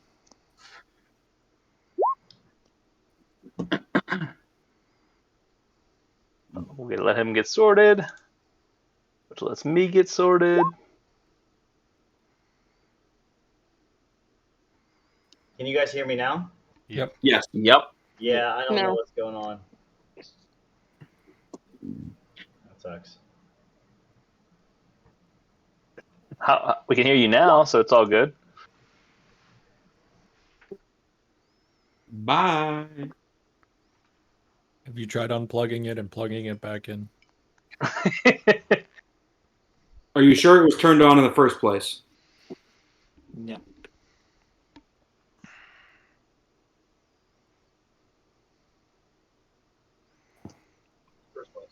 Hi, everyone. Can you hear me now? Mm-hmm. Yeah. Yep. All right. Good. I'll have to keep my camera off. I don't know what's going on. But you rolled like complete garbage, Rusty. So he didn't hit me. So there's a chance I get the gloves back at the end of the day. All right. Got it. You didn't say he needs to actually hit somebody. You just said attempt to punch somebody. No, I said hit someone. I definitely said hit someone by the end of the day. So I mean, I'm just gonna keep trying. Eventually, I've got to, you know. Fiddle, would you like to punch me? Siddle, what if I gave you this wand of magic missile for those gloves? I can do magic missiles on my own. But this one allows you to shoot like 7 of them at a time. Yeah, but then I can't like climb like a spider and shit. You could switch back and forth between a staff and a wand. I mean, I'm sure you could do that. Yeah, that just sounds like a lot of work, though. But Griswold, how would you hit people then? I wouldn't. That's how much I love those gloves. So the gloves would be useless for you. You know what? You're not helping right now. Okay, so are we going to fight these skeletons or not? What are we going to do? I mean, I'm always up for ridding the world of undead. So Didn't Yep. Do it. didn't the gentleman last night ask us not to rid the world of these baddies? we did. He He did, did. but He said they were protection for the town. Oh, it keeps bad things out too. Okay, I get it. Real quick, Griswold, you should now have that mostly finished map in your inventory that wasn't quite there yet before, so you've not yet looked at it. We do need to discuss one thing before I can finalize one other feature that was promised, but you can at least see the locations discussed. okay. Let me know if that comes up from your journal. Wow. Yes. Okay. It did. Yes. Holy shit. And for the point of discussion, let me know if you would like me to share with the rest of the group while discussing it. I mean, I'm gonna assume he's like putting it out on the table. Can I look over his shoulder and see if there's any close by fissures to Luskin? No, I'll pull it out in front of the group because yeah, Griswold's not going to be sneaky. He's just going to readily just go. Okay, I need to look at this. I All can't right. see Let me know if colors that comes up for everybody. I can't see colors that well, but I No. see blue and one red star. What does this mean? The red star is your last addition to it. That is Vasa, where you grew up. That is the one fissure that you're aware of. I Oh, do not see shit. it, by the way. You do not. So I'm clicking show to players here, and it's not coming up. Let me just add it to everybody's journal instead. Where's it? All players. I'll just put it in your journal. It's not letting me share. Okay. I see it now. You should now have it on your journals. Mhm. This is the Oregon Trail. Griswold got dysentery. I'm buying 1,000 boxes of bullets, hunting some oxen. Althea got snake bite. There are so many. I'm just gonna look at the map and say that there are so many more fissures that I didn't know about. This is Oh wow! like There are- you can almost see you can almost hear the, I don't want to say sadness, but I guess the disappointment in his voice, like, yeah, Griswold's just, he's upset. There's a somberness to Griswold at this point, a true pain and aching deep down. There's a lot to the east, though. Man, those gloves really got you down, huh? So just to give you guys reference, so you can overlay it in the future. I can't really do that. You should see some minor sands in the center of the map, north center. See it like a grayish area, quite large. There's only a single blue dot in it. That is the Anarok Desert. So you guys have spent almost your entirety in the upper left-hand quadrant of this particular map. You know what? Let me do this because I feel like this would be more useful for a moment, so we can discuss openly. 1 second. Are you gonna overlay the maps? I am not yet, but Sorry, I my bad. will. Well, I it will looks do like so. there's one that was not far from where we were at with the Grudhog. Guess we're going back to Grudhog. That is the one in Wamford that you heard about. Wamford. Okay, that's right. That's right. That's what I was trying to get ready to show you whenever this uploads. And is there I'm- is there one towards Lark too? Yeah, let me 1 second here. Get this queued up. Come on.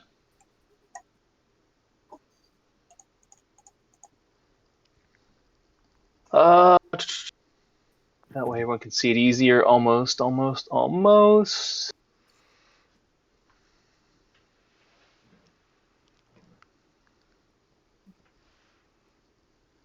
All right, so this is sloppily done, but gets you guys in the picture so we can reference together here. Moving your screen over. Black screen. Black screen, of course it is. Because I did not set the proper visibility. Uh-oh. And Don't forget to take us back to the map and then back to here. There you go. I'm just kidding. How about now? It's open. sweet. Okay, so yes, Wamford is approximately right here. This is the Anarok Desert here. What you're seeing in this area is actually not too terribly far from East of Everland, right? east of Everland. Sorry, I'm switching some screens here to give you a better representation. Another Phive. And hold on, almost. I can give you more information.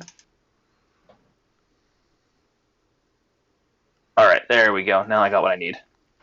Yeah, east of Everland, south of Sundabar, is where this one is. Or sorry, where this one was. This one you're not entirely familiar with this area yet. It's probably somewhere close down by Loudwater, Zelbros. From what you know, not too terribly far from on the path to Lork. Yeah. Some others that you're less familiar with, but having looked at some maps, Adrian, you're particularly familiar with this. Down here, this is Iriabor, which you have looked at previously for other reasons. Mm-hmm. So this is some cities near to the north of Iriabar.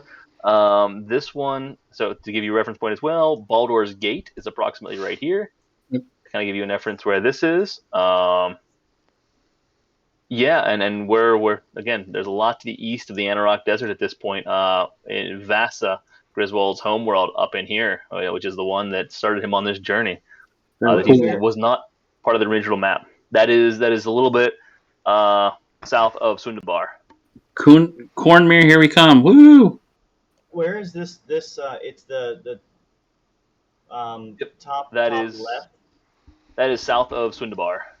south of Cinder. Okay, all right. Thank you. So taking a look, let me cut back now that you've seen this, based on the map that we have been working with. To give everyone some reference points. That's cool.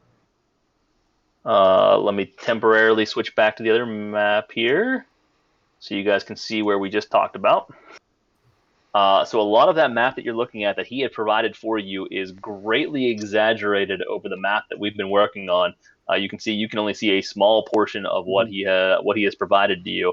But the one is, let's see, you have to click. The one appears to be somewhere in this vicinity, south of Sundabar, east of Everland. There was also the one that you were aware of somewhere outside of Womford, which is the first that you heard about. There was another that seemed to be somewhere outside of this Loudwater, Zelbroth area, maybe perhaps somewhere down in this between the woods and the swamp here, from what you can tell by the high moors. And then a few further south down here, and many more.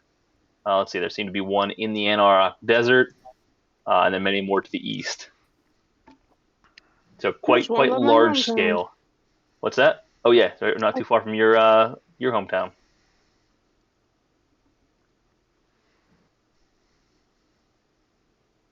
Okay, that's all I got.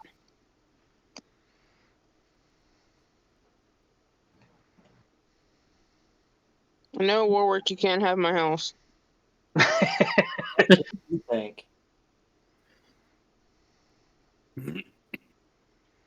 So I will no move you back briefly if you guys wanted to look at it again. I mean, it's in your journal, but actually, I'll leave it since you guys will have it in your journal. If there's any other questions you have, let me do that. Are there any other reference points here that you guys have questions on? No, I Griswold just sees the closest one, the closest ones within that area, and he's just shocked.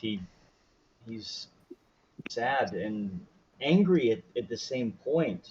He feels like he's failed at this point, and kind of goes silent. And then you could see Frank lays down and just, I don't know, seems fragile at the moment. Like he's feeling whatever Griswold's feeling right there, and it's just, you haven't seen this side of Griswold. He's angry but extremely sad.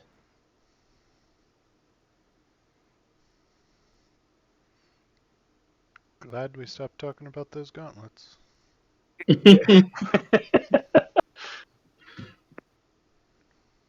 Yeah, maybe he could hold his feelings in them and actually get something done. Oh man.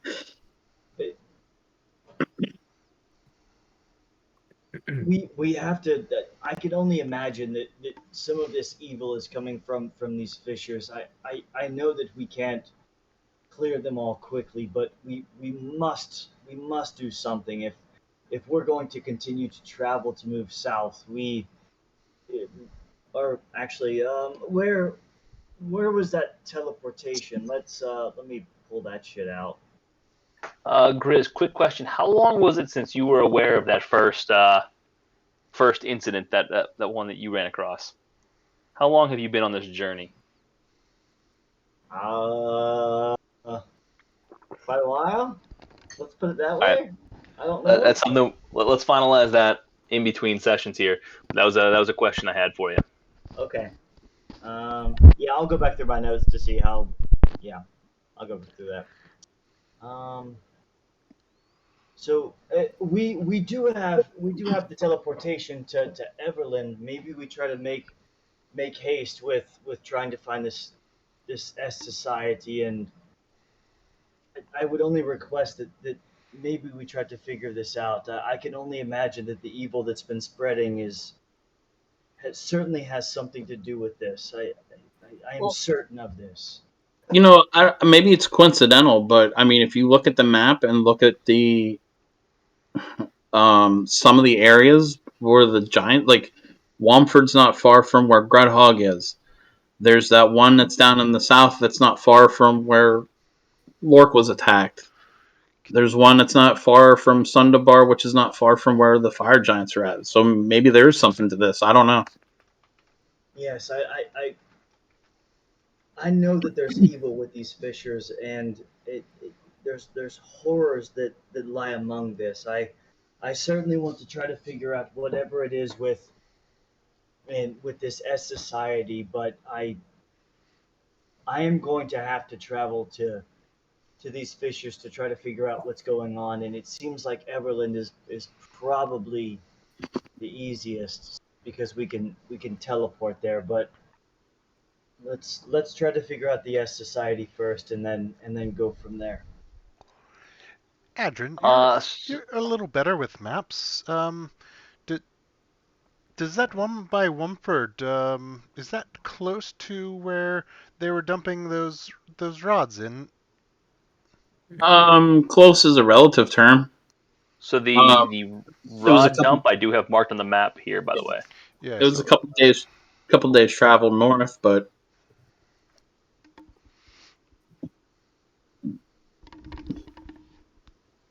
And I'll tell you what. Now that you guys have this, this was the custom map that was written for you.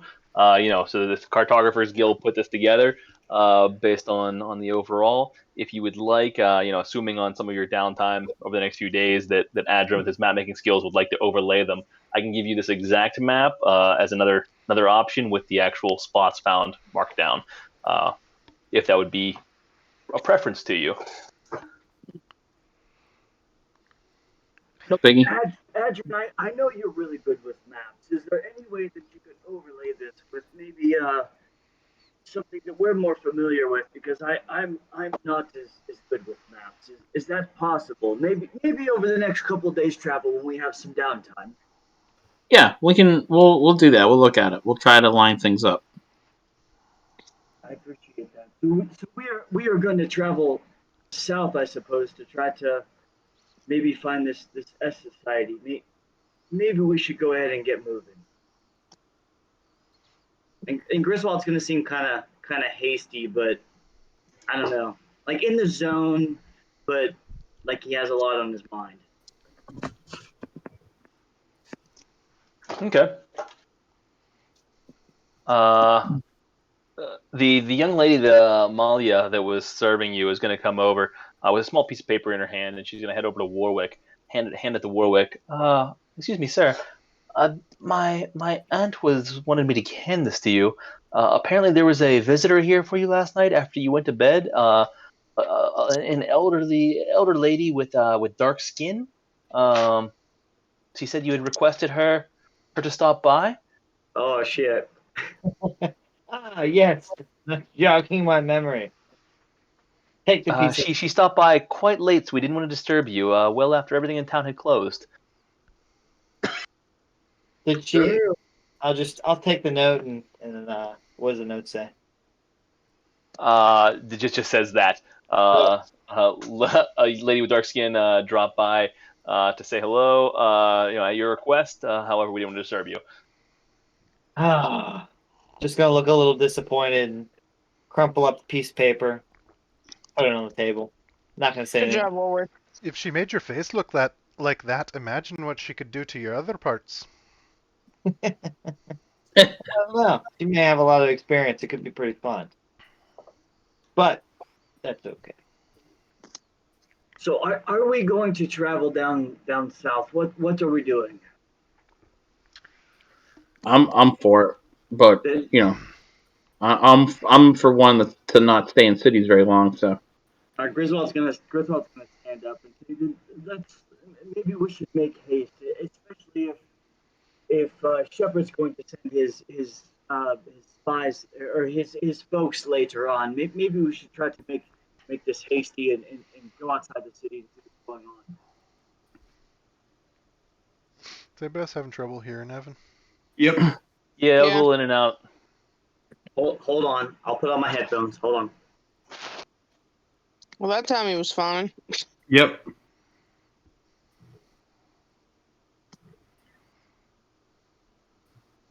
Can you guys hear me now?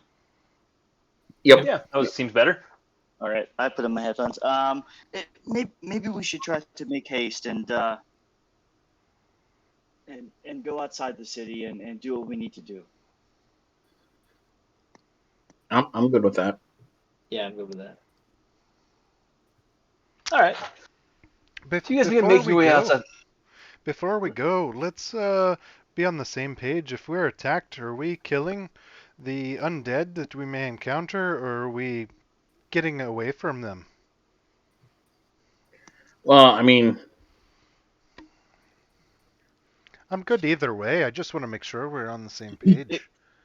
If someone attacks me, I'm going to take care of it, especially if it is undead. I understand that they may be protecting to an extent, but we have no time. In my opinion, we have no time to play around. I'm agreeing in self-defense. Maybe we don't want to go look for these things, but if something's coming at us, I'm all for righting what's wrong and ending their spirits. So All right. I would say if we see them and they don't see us, maybe we can find a way to sneak around them. But certainly, if we hop on them and they try and attack us, then take them all out. I'm in. Works for me. Let's go. Okay, so you guys begin making your way outside of the city then, and heading to the south. So you find the exit to the high road, and you find as you're exiting the city, you reach the wall. Are we getting horses? No. Listen, every We're time only I going seem a to get a mile. horse, it gets killed. Every time. If we head down to Port Last, then maybe we check it out. But for now, we're just heading a mile out and then back in. Okay. Keep going. Okay, so you guys you reach the gate of the city, and you find that it is very well barred and guarded at the time. What appears to be a few a few mages of some type are guarding it. They don't say much. They see you. They see that you're leaving the city. They look you over once or twice, and then the city gate it's already open, but they kind of wave you through as they do so. You can see that this gate is fairly solid and can be closed on a moment's notice if need be, which matches what you heard the night before. And the reason becomes quickly apparent to you as you step outside the city. While the interior was run down and ragged and has seen better days, the outside is utter destruction. For as far as you can see, you see the remnants of what a city once existed, the structures of which are long gone. And you see various smaller structures, foundations, larger foundations, but nothing but rubble as far as the eye can see in one form or another. You see pillars off in the distance, and this just stretches for miles upon miles from the sea to your right, inland to the left. So it's like you're leaving one part of the city and entering the ghost of another. As you pass, the guards turn away and begin and pay no mind to you, and you begin heading south through these ruins. The road itself seems fairly decently traveled at this point, so it is fairly open and protected. But as soon as you step off that road, it's a step into the past, into pure rubble and a level of destruction like you have not seen and decay. It seems like it's been many, many decades since this has torn down. The other thing that catches your eye as you guys are this far north now, and it's still fairly early in the morning, is the bite in the air and the chill. The soft slush of the ground appears maybe a light snow fell over the course of the night and has melted again, and so the ground is very slushy and moist and almost crunching under your feet as you walk. Still quite cold. I can see that message. I can I see think that. we all We all can. To the G. To the GM. But that came from more. You have to Uh, whisper. That's different from your /W rolls. GFM. Your rolls might be to the GM or public, but that's different from whispering. But what about like If you want to just tell Garrett something, /W space GFM. /? Yep. how does Same that thing. work for like spells and Okay. stuff too? Like How does it work for what? If I go if you roll something that's on your character sheet and you have it to GM, only Garrett can see it. well, If you want us to see it, you have to do public. Yeah, And so if you only wanna I can see that. You whisper. All right, got it. Okay, cool. Do you guys still have the whisper button that I gave you? It's not on the map. Oh. Yeah, it's on the other screens. Okay. Really? It's not on the map. Oh, it's only if you click on your character icon, isn't it? Yep. It's there. Or any like. Actually, can you?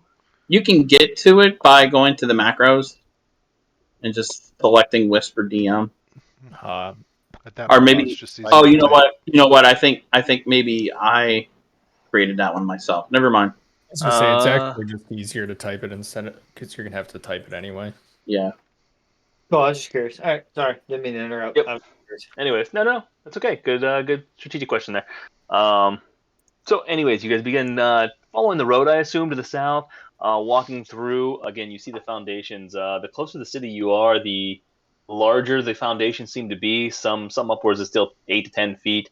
You can't quite see through. As you get further and further from the city, the decimation seems greater. The foundations are no more than 2 or 3 feet tall at any given point, so you can still see for a great distance, overlooking these ruins in many ways. There are still some walls standing in various points. You see some various half structures standing.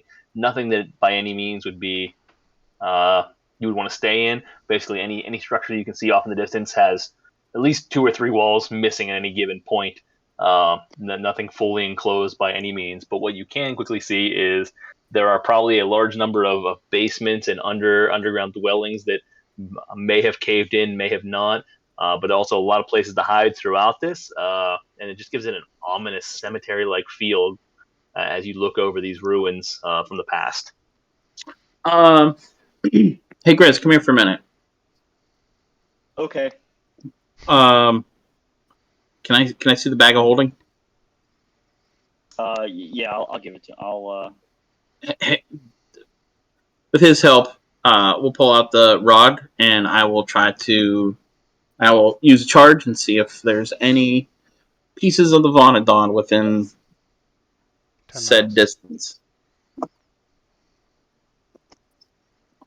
Yeah, upon casting the charge, it sends the signal around. You're kind of sensing within the vicinity, and you get a ping not too terribly far off within the ruins, perhaps a mile to your 3/4 of a mile to your southeast. Seems to be, as you're looking at it, straight in the depths of these ruins. So you guys gotta kind of like see like Adrian. He's kind of like concentrating on the rod of the Vonadon. He's kind of like looking around, and then like his head kind of like goes in that direction. Like his eyes are still closed, but kind of like he's like seeing through the structures and everything.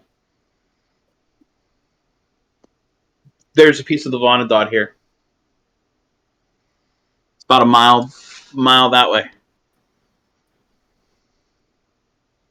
We should probably head that way, but if we make haste, I fear that we're going to not be as stealthy as we'd want to be. I don't know if we need to really hurry, or do we? I don't know at this point with the amount of fissures that we all saw. Something is going on, and I fear that time is of the essence with everything that we do from now on.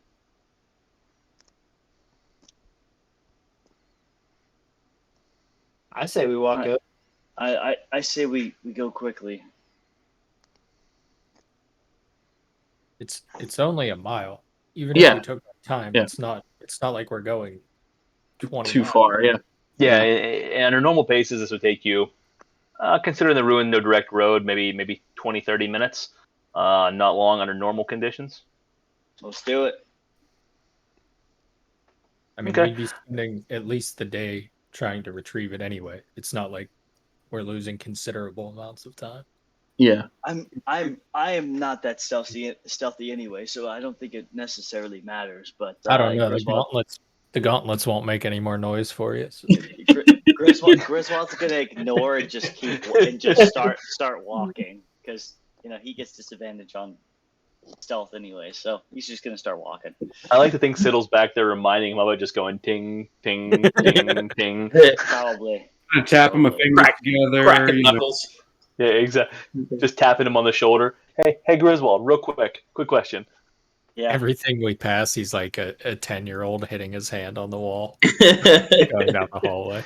Sometimes you walk by a wrought iron fence and you just have to, pretend you're in jail or whatever, right? At some point, he just mutters, "I am inevitable," Wow. I just want to see Griswold's not even. Griswold's just walking. I don't know what you guys are doing, but he's moving. Yeah. So what's your marching order? I'll turn around and walk back to the city and let Griswold go. Yep. Okay. I'm going towards the point that Adrian. Yeah, I'm kind of probably in lead because I like Toucan Sam follow on my nose. I'll be like third. Fruit Loops, not a sponsor. Yes. Nice. Yeah. Oh man, can we get Fruit Loops? I didn't know that was an option. I'll That'd get be Captain Crunch. cool. Captain Crunch. I want to destroy now the I'm roof. sold. That's my dad, by the way. My dad looks like Captain Crunch. Nice. All right, so Adrian, you were leading the way. Warwick, you were third. Yeah. Emrook's in the caboose. I'll go second. I'll go in front of Amrook. Yeah, reading for Amrook. All right. So Grizz, that puts you kind of dead center. And Grizz and Siddle, I still have got you. I assume Siddle wants to be right behind Grizz to tap him. Yep, pretty much.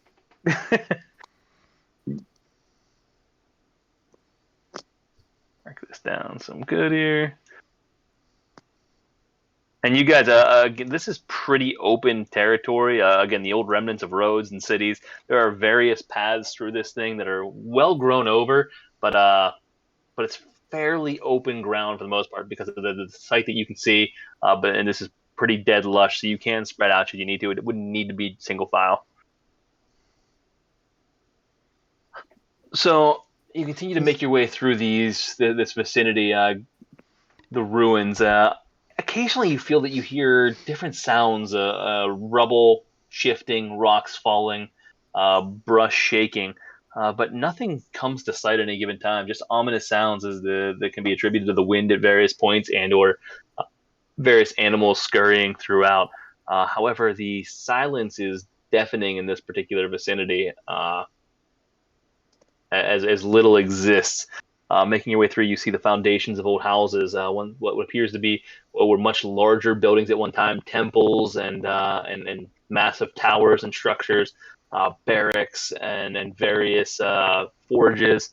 You can almost see the outline of each of these making your way through in the bricks. Some still exist. Again, 6, 8, 10 feet tall. The massive walls. You see staircases that lead to nowhere. Some a spiral and straight. You see sub-basements that have collapsed upon themselves. You pass into a residential area as you continue to follow towards where the Vonendod was, making your way through this particular area. You see the structure of simple houses, what appeared to hold just working class at one point, had a few simple rooms, maybe 1 or 2 stories you can't quite make out. The outline of which no more than 3 foot tall, 4 foot tall. Walls. What was that, Griswold? You need something? Oh no! Just visualizing. Got it. And as you're passing through this residential area, you can't help but see the destruction, and it reminds you of these towns that you've made their way through. As you're making your way through this town, 1 second. Yeah. Everybody catches a noise much larger than what you've heard so far up ahead. In one of the structures, you hear a crunching in this light snowfall, this slush that's occurred on the ground. You hear it seems to be a steady crunching. You hear Like rubble walking? falling, larger rocks than before. What's that? I'd say like walking or like someone chewing on something. It's like a crunching walk, or a steady gait of some type. It sounds very similar to your footsteps thus far. I'm gonna cast Divine Sense. Use one of my charges and cast Divine Sense, and we'll see if we see anything undead or celestial or whatnot within like 60 feet, like a roundabout anyway. So casting Divine Sense, you send this aura out into the distance, looking for something. One second. What all does that sense? I just want to read the spell again. Celestial fiend or undead within 60 feet of you that is not behind total cover. Celestial fiend or undead. I know the type, but not the identity. Okay. Yeah, you don't sense anything. You send this aura out into the world, and nothing comes back. There is a light, ominous presence that you can sense across the board, but nothing specific in this particular instance. It just feels wrongness to you. This entire area feels wrong to you. However, in this particular instance, you sense nothing. I'm gonna bring you guys over to the screen. Anybody feel like lighting up that lantern? That's what I was just about to do. Who's got the oil? Let me know if you guys can see that, or if I need to change all black screen. You're good. All I have clear. the oil. All good. And characters are moving. Awesome. So all of these walls that you see are about 3 feet tall. No more, no less. If there's a wall there, so to move across a wall would be difficult terrain, but also can give you half cover if you're standing, or full cover if you are prone, or under 3 feet tall. Just for reference, these bushes are also about call them 3 feet tall just to be safe. They're just low shrubs, so everything is at a 3 foot level for you. So Porter Reed's the only one struggling to see over everything. I have 3/4 cover there, right? What's that? I have 3/4 cover there. Yep. So as you guys are walking through this residential area, trying to get a feel, the sound is coming from somewhere off across this what appears to be a nearby path. Somewhere over here, this crunching that's echoing through these walls. A lantern's not going to help at that distance. It's only got 30 feet to reveal invisible creatures. If somebody wanted to... I am going to use one of my shape-changing features, and I'm going to summon animal form, animal spirit. And I will summon. What type of day is it? It's like middle of the day, It's right? a fairly early morning. You guys have you had breakfast and you made on the road. You haven't gotten too far out. You've only been traveling for maybe an hour, so it's only about 10 a.m. I'm going to summon a raven. Okay. And I'm going to have the raven. Where did we hear the sounds from? What direction? Here, You heard it. Yeah, just general vicinity here, kind of echoing through the walls. You can't quite tell which wall is coming from in this dead silence. It kind of echoes off of each of the walls in the vicinity. I'm going to turn to Althea and tell her to shake me if shake me to get my attention, okay? And I'm going to just close my eyes and go into the sight of the raven and have him fly to the south. Okay. Now this is a north to south, east to west map. So you guys are traveling from east to west here. So you did come from west to east. So you did come from the west over here, heading towards the east, kind of as you've been heading the southeast direction, towards the location of the Vonnegut that you sensed. So just FYI that this is the top of the map is to the north. Okay. So you've got the Raven kind of flying where and at what height? Down in this direction. He's gonna be, we'll say, 30 feet in the air, 40 feet in the air. All right. So basically decent visibility. There's a few structures in the area that are a bit tougher to say. You guys can't see too far to the south. The southeast, there are some walls and trees blocking your vision. However, the Raven immediately catches sight over this small wall of what appears to be making the sound to the northeast of it.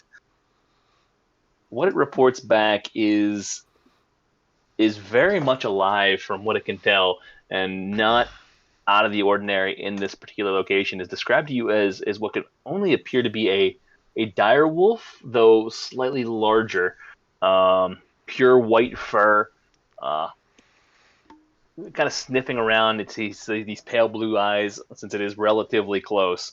Garrett, with that description, can I do a check to see if I know what it is? Yeah, go ahead and give me a nature check. Nature.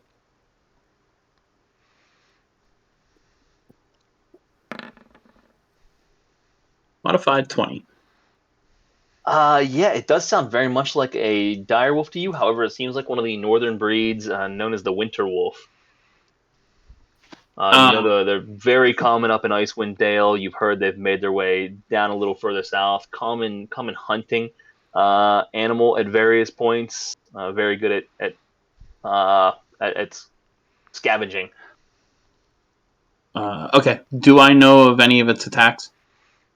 With a modified 20, not only do you know that this is, you know that it's very well camouflaged in the north, and that's why it's designed that way, and has very keen hearing and smell. You have also heard stories of these winter wolves with a special modified attack that exhales this freezing breath at times. All right. The group hears me. Wolf. Dire wolf. No. White. Winter wolf. Winter wolf. Shit. All right, guys, be careful. They have a breath weapon. Cold. It'll freeze you. And then with that, I. You know what? I'm gonna have him look around over here, over to the west, like directly south. Make sure there's nothing in this area. Yeah, and it seems to be pretty clear in the area that you're overlooking at here that the Raven's giving you the visibility over this particular area. As it scouts, down here, begins making its way over further this way. It has already reported this, had pretty good visibility on this area. Amro, you made a nature check there? Would I know if they hunt in packs typically? With a 13, you're not entirely sure. However, I assume that you're now discussing this with Adrian, and with a 20, he would know that he believes they're typically pack animals when not domesticated. So I can't hear Amrook, so I'm Then so, you knew that at Amrook, right? But you were familiar with that. I'm assuming it's a pack animal, so I'm looking for the rest of the area to make sure that there's not a pack. If it's a lone wolf, fine. As two things happen simultaneously here. One, as you've shown on the map here, this winter wolf now makes itself known to you. It comes out behind this wall. You could almost have made out its back before, just slightly over this wall here. But now everyone can see it on the map. It now hits these stairs and gets down in this crouching position and sleeks down the stairs as it has caught each of your scents and is looking around now. At the same time, the Raven alerts you to other bodies that it has now found as well off in the distance, and it alerts you with great peril. Looking off in the distance that was initially not able to be seen, it reports back to you that there are 2 other winter wolves approaching in that direction. It also had not seen it before behind a wall, catches sight of what it describes to you as 2 very large creatures that, as it's describing this, immediately become familiar to you with the great white beards, the massive horns on their head built into their helmets, the large armor, their piercing blue eyes, very similar to the white wolf who is making its way over in this vicinity. They don't immediately notice you. They are looking to the ground, appear to be searching in some form of way, before the wolves now stop and you hear them growling as they've sensed your location. And with that, guys, we have issues. 1 second, and everyone go ahead and give me initiative. Hey, G. Yep. I kind of want to be, if it makes sense, like on this corner where I'm standing. Yep. Like behind. If that makes sense, or should I be like here for that? I'll give you the benefits of the 3/4 cover with this small corner sticking out. Ooh, You're basically peering on that around the upper corner. portion of the box. Yep. Just want to make sure it was fine. Good question. That's what take the ability to set up there.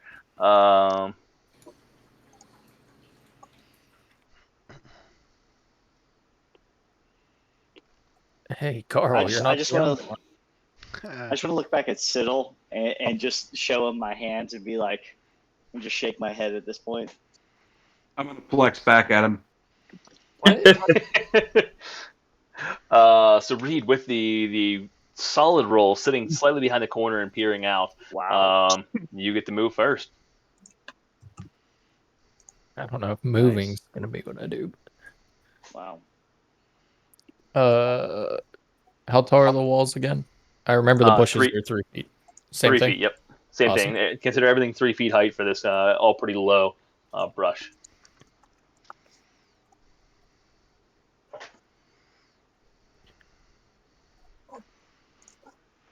I'm gonna take a shot at the first winter wolf that we saw. The one that showed up right here. Yeah, the center Okay. one.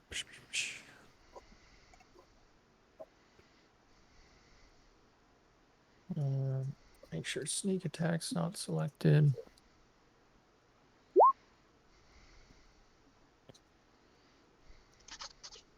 Eight points of damage if a 22 hits. 22 will hit. So firing off the shortened bow and not realizing, so as you kind of pop up over the wall and fire, he catches your sight, but he does not feel the arrow as it pierces him for 8 points of damage. Now you were also hidden at the time, so you get sneak attack. I guess that's more of a GM thing. Yeah. Technically, sneak attack is. Here, I'll just re-roll short bow. God damn it! I didn't hit sneak attack. Do you want me to re-roll short bow and just use the sneak attack that's on there? Yeah, I'll take the sneak attack bonus. Amrook Adrian, any reason I remember this incorrectly? I mean, he was hidden behind 3/4 cover. If he was hidden, if they didn't know he was there, yeah, it would be. Okay, just want to make sure I'm not forgetting something here. You guys are my rules lawyers.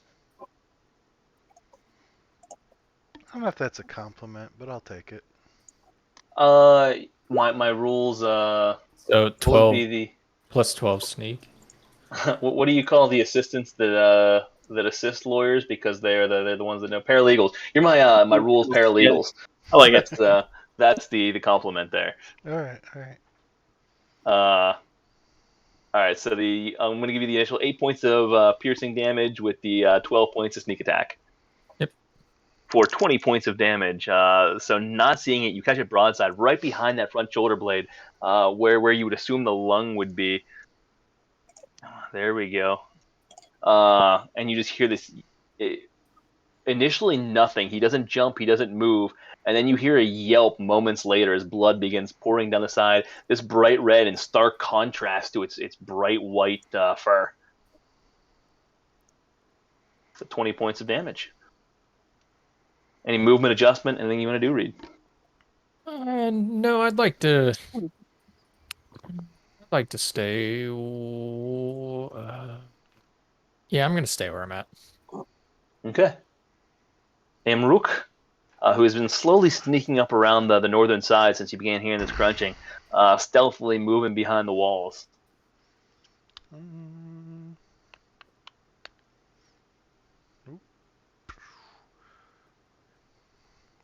The walls are only 3 feet tall? Yep. Correct. Alright, I'm going to use my action or use my movement to jump all the way over here and see if I can kind of duck under for cover. And before I duck under for cover, I'll just say, here, let's start over. Before I jump, I'm going to say, watch for boulders, and then I'll jump and duck for cover. All right. Go ahead and give me. So you're basically hiding there? Yeah. Is that what you're looking to do? Yep. All right. Go ahead and give me a stealth check. With disadvantage, because reasons. 7. Oh, I put advantage, sorry. Yeah, but you got the same thing. It's all right. I was just take the lower one either way. Yeah. No difference. All right. Yeah, between the leaping where everyone could easily see you and landing, you duck, but you're not quite hidden up there. Your vicinity is well known. Okay. Bonus action, Tunnel Fighter. And that'll end my turn. Got it. The Winter Wolf, seeing you leap to the north and feeling the piercing, seeing Griswold directly across the way and Adrin through the alleyway, studying who's attacking which way. Is that your aura? You throw that up there? Yep. Okay. He's deciding where he wants to move. From there, he is going to choose. Oh, bitch, let's fucking go. Griswold's in a mood today, boys and girls. Shoot. He can't quite. No.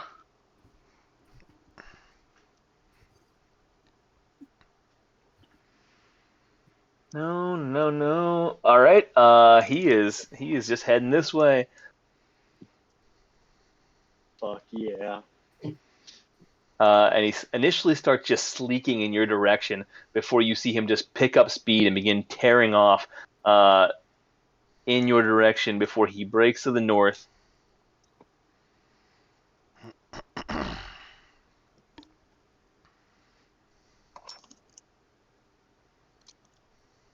And that is as far as he can get in this particular turn.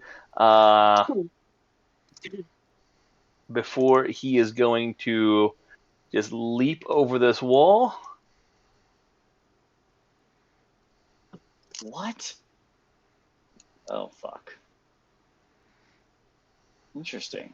He's got a little bit of movement, huh?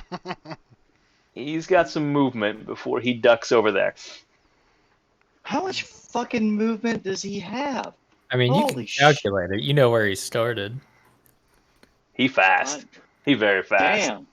As he rips around the corner, and you can still watch him, Griswold, based on where you're at. You see his back begin sleeking around the back, almost like he's attempting to get around the back of the group and flank you. Oops. Didn't mean to do that. Bring him back to the top. At this point now, having caught sight of you, the lowermost frost giant sees each of you. Oh, shit. This hurt. So you see me? Oh, sorry, not each of you. He sees the group now having approached. Okay. So he doesn't specifically see everybody there that's there, but he now sees that the group is within range and approaching. The threat is on the horizon, so he is going to move forward slightly. Not managing to take any cover whatsoever, he is going to just rip a boulder on one of these walls, taking the bricks off of it, a big old chunk of it. Once again, hurling it in his forearm, just taking it and tossing it over towards Griswold. 19 to hit. Nope. Griswold manages to duck behind one of the walls that sails over top of his head, luckily landing just short of the rest of his party that is directly in line with him. Can I laugh at him? You certainly can. I'm just gonna chuckle. At which point he is going to hold up there. The wolf to the north, this one here, now begins moving as well. You see him start to spread out, leaping over these walls with ease.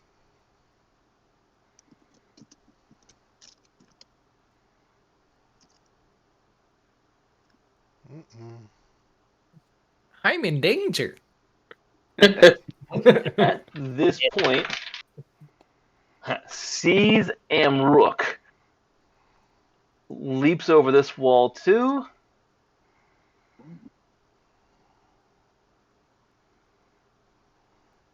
Getting to here on his particular turn, circling around. Warwick, you're up. Alrighty. Well, I'm going to. Let's see. I'm just gonna mosey on over here, and then I'm going to cast chill touch on that wolf right there. This guy, 21 to hit and 10 points of necrotic damage. Nice. That will hit. You were going after this one here, right? Correct. And if for whatever reason they have something where they can heal, I don't know, he is not able to heal at all until after my next turn. This one here? Yes. Necrotic damage. Interesting. All right. With that said, you hit this ghostly skeletal hand reaches out and shoots across the space, reaching out and latching onto it, slowly draining of it its hit points, and you see it freaking out a little bit as this thing latches onto him. That is good for another. What was that? 10 points. That was the same one that Reed attacked, right? It was. Yep. Okay. Just making sure I got my wolves straight. Yeah, he's Okay, got a let nice me, trail blood with him too. I'll give you some markers here. Red, blue, and green, so you can mark them accordingly. So red has now been hit twice. Yep. All right. Anything else from Warwick? That is it. Oh, Frank. Frankie Poo and Griswold are going to see that this little bitch over here is trying to flank. Frankie's going to have some fun. 5, 10, 15, 20. By have some fun, he means lick his nuts. Pretty much. Yeah. So difficult terrain to jump over for 3 feet? I think For a tiger? Not for a tiger. For people to move. so. You're talking about a cat that can leap like 30 feet on a jump. I don't think a 3-foot. Griswold's gonna get in front of Adrian and Althea, and he's just gonna stare this winter wolf down and basically just snarl and get ready to bite some shit. Okay. He's gonna. Let me hold on. He's gonna hold his attack. If that guy comes into range, he's gonna bite him. All right. That's it.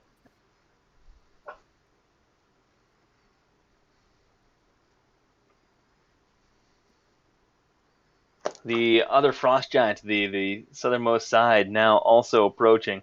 He, again, sees the entirety of the party except for currently Reed and Amrook. The baby giant sticking out to him at the moment. You know what? Sorry, he was here. There. Instead.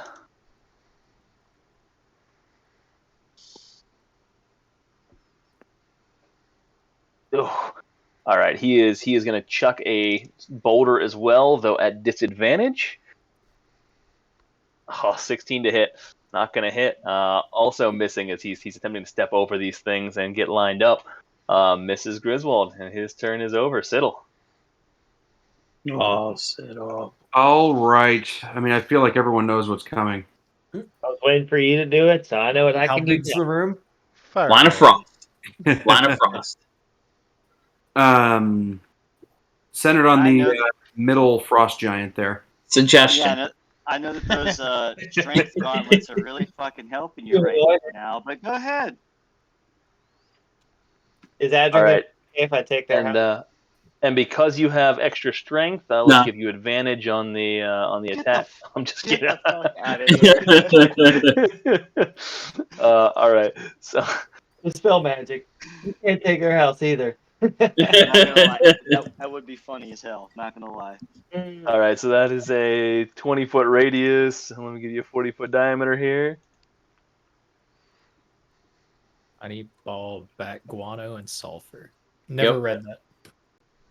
Yep, back one and sulfur. It smells like it too. Can you not get that wolf? Yep. He centered it on it. I just haven't haven't moved it yet. Sorry. There we go. So you managed to catch all three of those in the move. So that is going to be a dexterity saving throw. The wolf will go first with the roll of 6. Does not save. So taking the entirety of the 27 points of damage, and that is green for the record. Yep. The center frost giant, this is centered upon, attempts to duck down and avoid out of the way of this fireball and quickly jump behind a wall. However, Phive does not succeed. Gets absolutely lit up, so there is nowhere to go being centered on him. The frost giant to the north, once again, doing the same thing, attempting to shield himself. And that is going to be an 8. Does not succeed. I think that puts me over 1,000 damage. Oh. 81 points? Yeah. The fireball chars the ground around it, leaving this nice brown and black perfect circle in the vicinity. And that is 27 points of damage. So You gotta wait for a little bit. Can you set?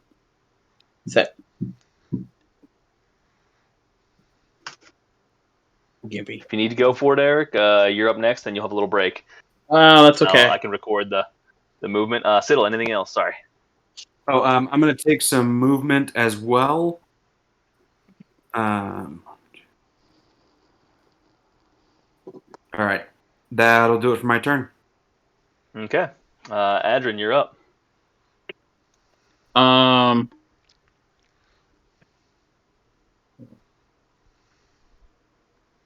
Wrong action. Okay. I'm going to cast Enlarge on myself. Actually, no, I'm going to move first. Yeah, I'm going to move. You tell me, does this negate the difficult terrain? Hold on.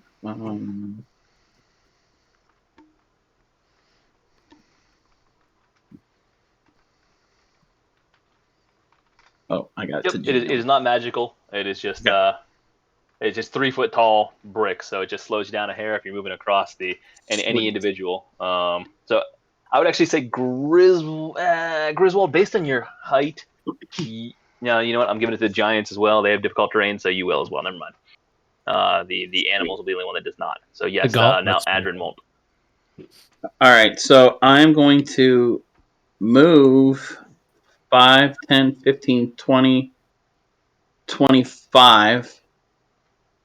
I'm going to cast Enlarge on myself. As I get to it.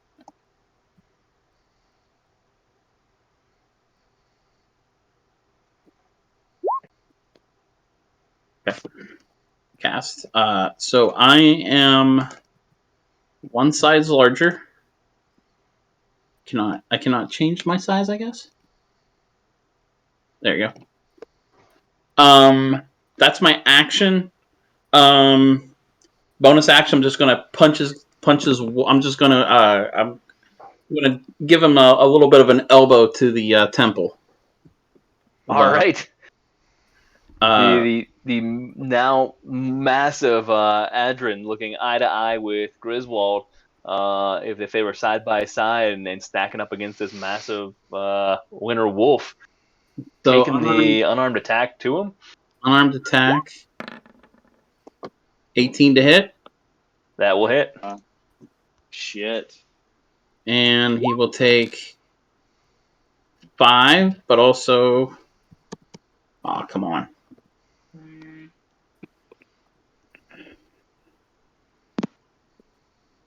An extra d4 damage, so he will take another 2 points of damage. So 7 points of damage to that one.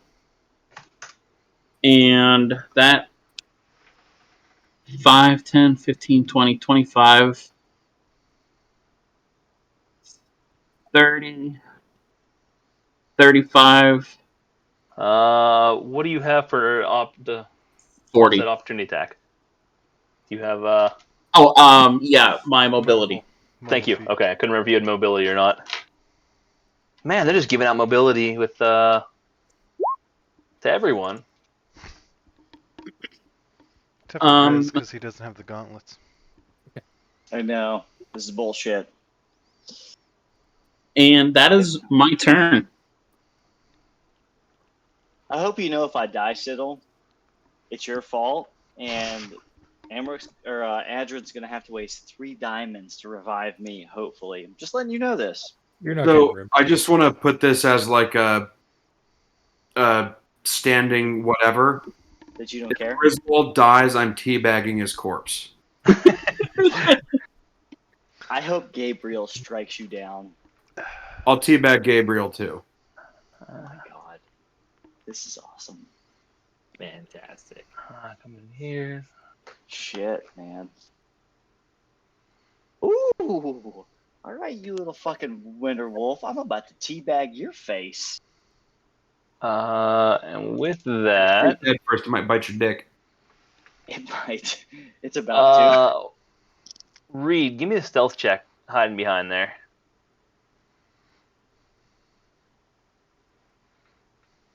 Never mind. He is so intent on Griswold, he does not notice you there.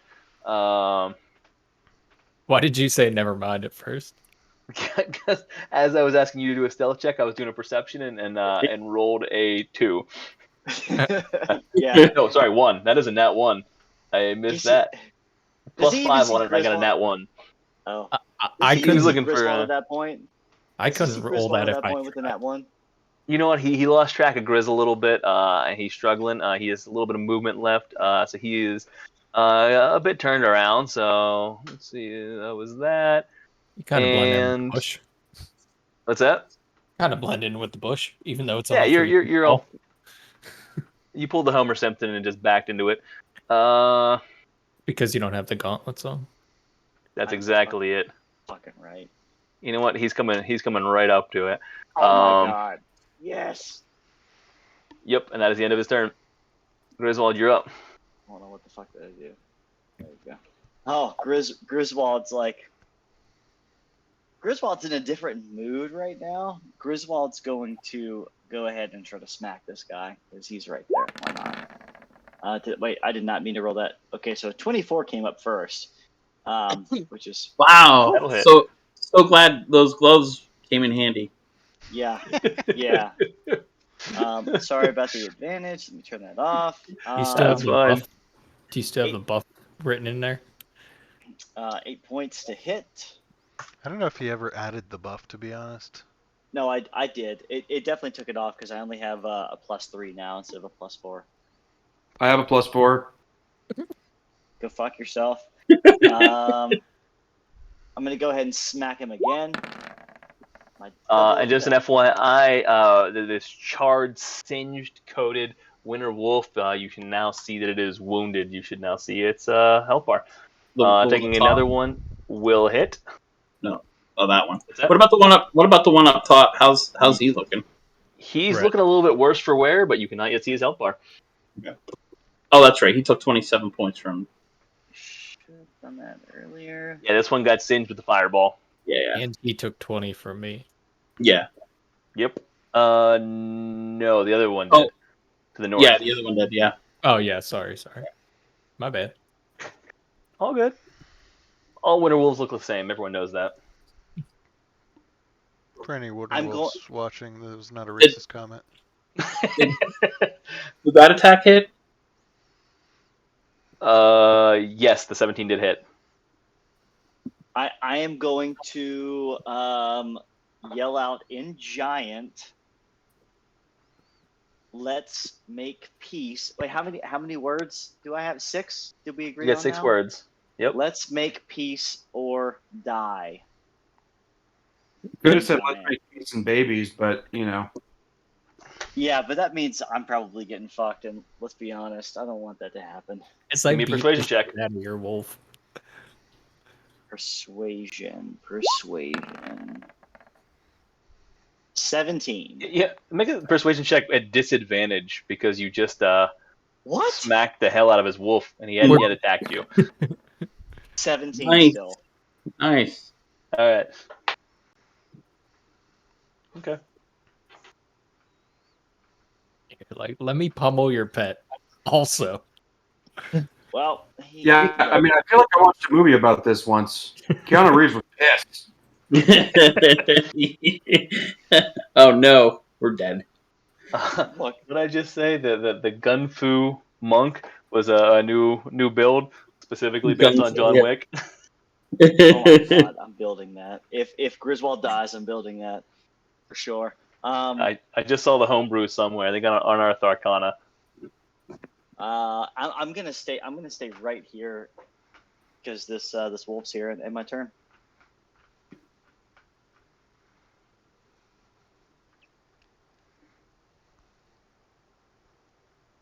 All right, I'm throwing this in the chat for everybody. You'll see this on D&D, on Discord. Wait, actually, I want to do a. Sorry, I want to do one thing. Bonus action, which I should have done earlier. Hunter's mark on that on this wolf here. The one right next to you? Yep, I should have done that earlier. I didn't think about it, but yeah, I did not. That doesn't count. I just wanted to count against my slots. So, yep. Okay. There you go, Althea. Okay, so,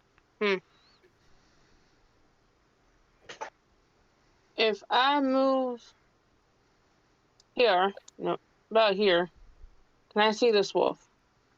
Yeah, you can see him as is. You're over 3 feet tall, and he's over 3 feet tall, so you're just looking over top of these walls to him right now. These are, waist tall for you. Still gonna move 5, 10, 15, inside the wall. In case the other one comes around. Okay. And then I am going to Chromatic Orb at level 1. What the fuck? Whew, that'll hit. Shit, son. What type of damage are you doing? I am doing fire. Yeah. Damn.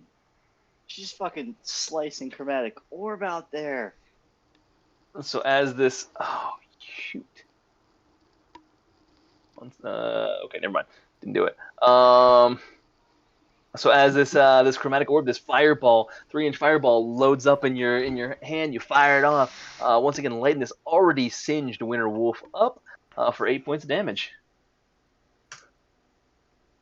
He is hurt, but still standing. That's all I got. Okay, Reed. You can practically smell the singe, the burnt hair from your vicinity. You're so close. You can feel its the warmth coming off its body.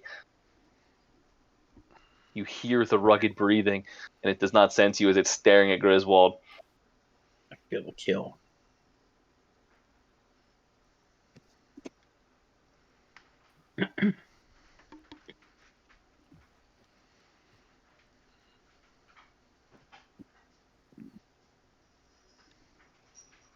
You're hold on. Attack with the short bow with advantage.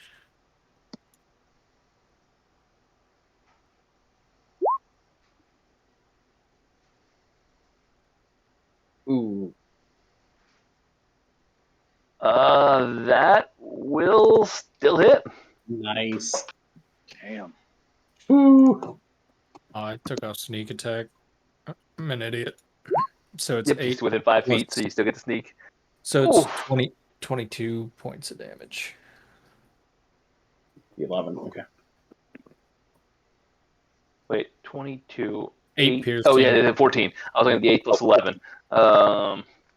22 points of damage. So firing basically right up its rump and through the body, the arrow disappears. It doesn't initially feel it, but you see it just start to limp over in comfort. Its legs shake and it starts to wobble and begins to kind of drop down before making this immense effort and pushing itself back up. And it is just barely still standing. Oh. And we're back to where I started. All right, you using your bonus action to hide, or you just Yeah. All right, give me the stealth check while you're doing that. And Amrook, you're up. Hold on. Oh, Do I have to, since my bow doesn't inflict pain? you would have to because there was still movement, so you were still kind of running out, running back, making noise that way. So he's not technically looking at you, but he can still hear you and smell you. I'll accept the explanation. Oof. Okay. Plus the giants might have saw you. Nah, Yeah, that's a good point too. Their beards are singed. It's fine. Okay. Oops. Well, could you imagine that smell? Burnt hair and bat guano. Oh. Ooh. Oh. And sulfur. I think the sulfur might help with that. Yep. Masculine. Okay. So that was a Amrook. Sorry. No worries. Gonna jump over here and you know what? Let's change it up. Let's take the dodge action and bonus action tunnel fighter. Okay. Wow. Fuck. All right. Nice. That's a good call. Good call. Anything else? Nope, that's it. All right. The winter wolf to the north, a little bit hurt, having just seen Adrian leap up that way. He is going to leap this wall Ooh, you and bastard. bush. Moving south. Damn, I doesn't catch his attention. Fuck. You certainly did. However, he recognized the greater threat and decided to go with the greater kill. And he casts Cold Breath in your direction. Frank gets a reaction as well. If You Frank do. You get does the bite not. reaction, so you get to take that first while I'm queuing this up. I knew I'd have to. Wait, why is it not letting me? Sorry, I gotta reload his sheet. It's not letting me.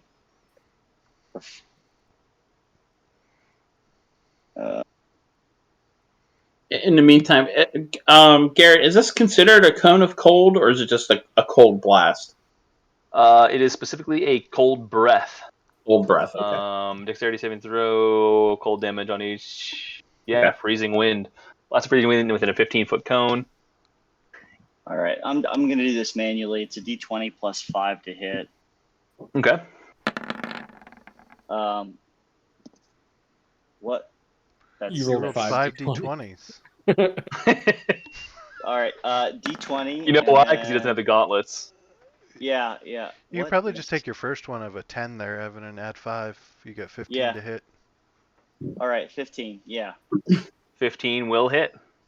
All right, and then what is it? A 1d10 plus. Jesus. Hold on. Let me do the. Can I 1d10 ask plus. Where Plus. Evan's bad rolls were. I think we found them. 5. 5 damage for the bite. Why All is right. that- That will hit, and 5 additional damage points. That will put him to the point that you can see his health bar. He's hurt, but still hanging in there, ready to fight. This is So, weird. for those, what's that? I just I can't. For some reason, I can't click anything out of. I can for Griswold, but I could see Frank's character sheet, but I cannot click anything. But I'll do it manually. It's fine. And you were able to move him before, right? I Yeah, didn't change anything. I could still move him, Oh. but I just wanted to see if I can. But I can't click on the actions or anything. But that's fine. I'll do it manually. Really? So, yeah, not a problem. Have No you worries. tried I've turning not- it off and back on again? Yeah, I tried. haven't touched Griswold or Frank in the last couple weeks since you last fought. So, I'll do it manually. No worries. It's all good. all right, we'll work on figuring that out in between. All right, so I bite so- that little bitch. You bite him, that strikes and latch in, and then he you get to do your reaction first after he moved within range. He then reaches back out and just opens and what looks like to be a howl. Unfortunately, he just kicks out this wind that rips over Frank, Siddle, and Althea. Can the three of you give me a dexterity saving throw? Dex. Could I? Is that me too? Oh. Yeah. Yep, Althea as well. Oh, I rolled a nat 1. So how much shit do I take? Because it's a save, there's no additional crap, additional penalty. 12 was the save, Ooh. so Althea just saves. Siddle does not. Am I able to use this or no? Man, Puts a looks distract, like confused, or otherwise those- have the confidence and confidence when a creature that you see within 60 feet of you makes an attack roll, an ability check, or a damage roll, you can use reaction to expend one of your bardic inspiration. Rolling bardic inspiration die and subtracting the number rolled from the creature's roll. You can use this feature after that. So he is not necessarily, he's casting a spell, not making an attack roll, ability check. However, he is about to roll damage, which I have not rolled yet. So you can subtract, you can't prevent the hit, but you can subtract damage if you choose to. Yeah, I'll do that. I'll do that. And I am a fifth level D8. Warwick comes out with a D8. Let's do this. 3. That sucked, but that's fine. Hey, reduced damage. All right. And that is going to be 18 points of damage minus 3, so 15 points of damage to Siddle and Frank. 20. And Althea half takes as none. much. Althea takes none. Takes none, yeah. Evasion. There it is. Thank you, sir. And Wait, why did Althea take none? Evasion.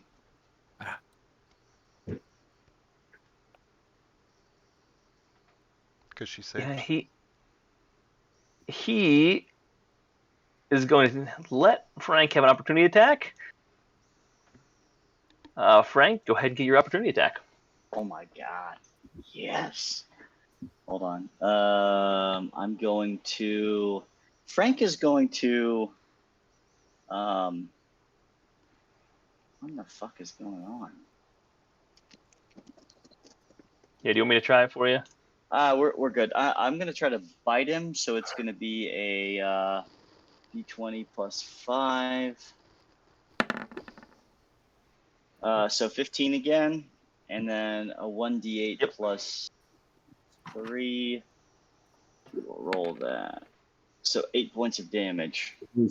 All right, nipping him in the back leg as he attempts to jump away. He just rips into that back right leg, and a little bit more hurt, but still hanging in there. Oh, I see what's happening. He's about to try to flank my ass. Alright. Coming in that way. All right, Frost Giant here. He is going to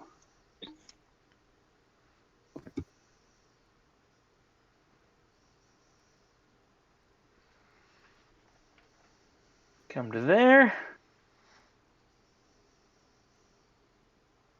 Boulder coming ripping at. Oh wait, take that back. Yes. Did my persuasion not work? It Yeah, did until you set Frank to bite him twice. What? All right, that's fair. All right, I get it. I get it. You had persuaded him, but then continued to attack and fight, which angered him. I think that his wolf decided to shoot ice at someone, so he should have known, like, my wolf's being bad. That's just me. And if someone attacked Frank, Althea and Reed also took some shots. That's also fair. Although All right. Reed they saw from because he wasn't stealthy whenever he jumped out and took the attack.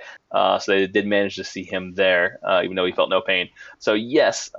Anyways, he is still pissed at you. Reed, you gave me. Yep, they cannot find Reed.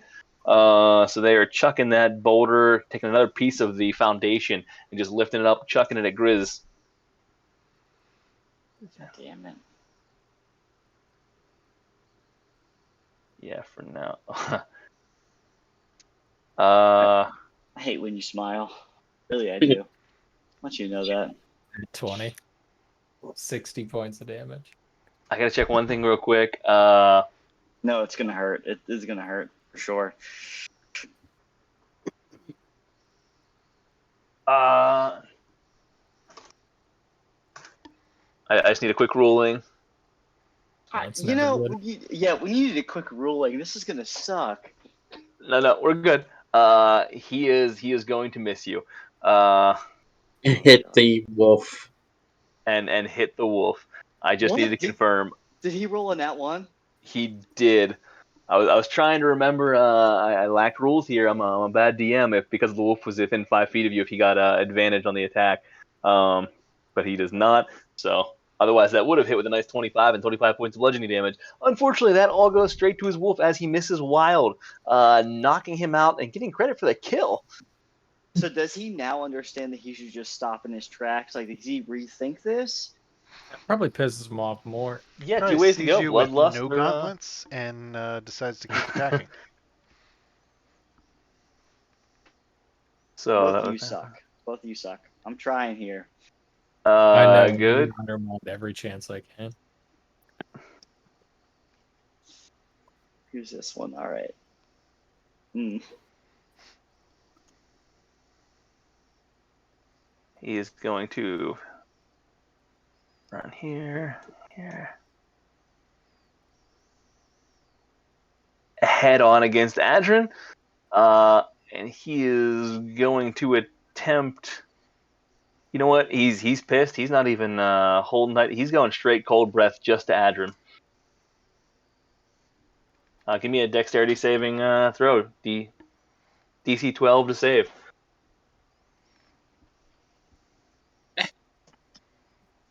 Adrin's gonna like shake this off and be like, "All right, motherfucker." Oh, you do manage to save. So only taking half damage. Actually, I'm going to take quarter. Quarter damage? Because of my ring protection. Oh, the cold protection, nice! Which he would not have known. Coming into play finally as you guys head to the north, taking advantage of it, and that was only 6 points of damage. Nice. That would have been a hefty hit, too. Yeah, would have.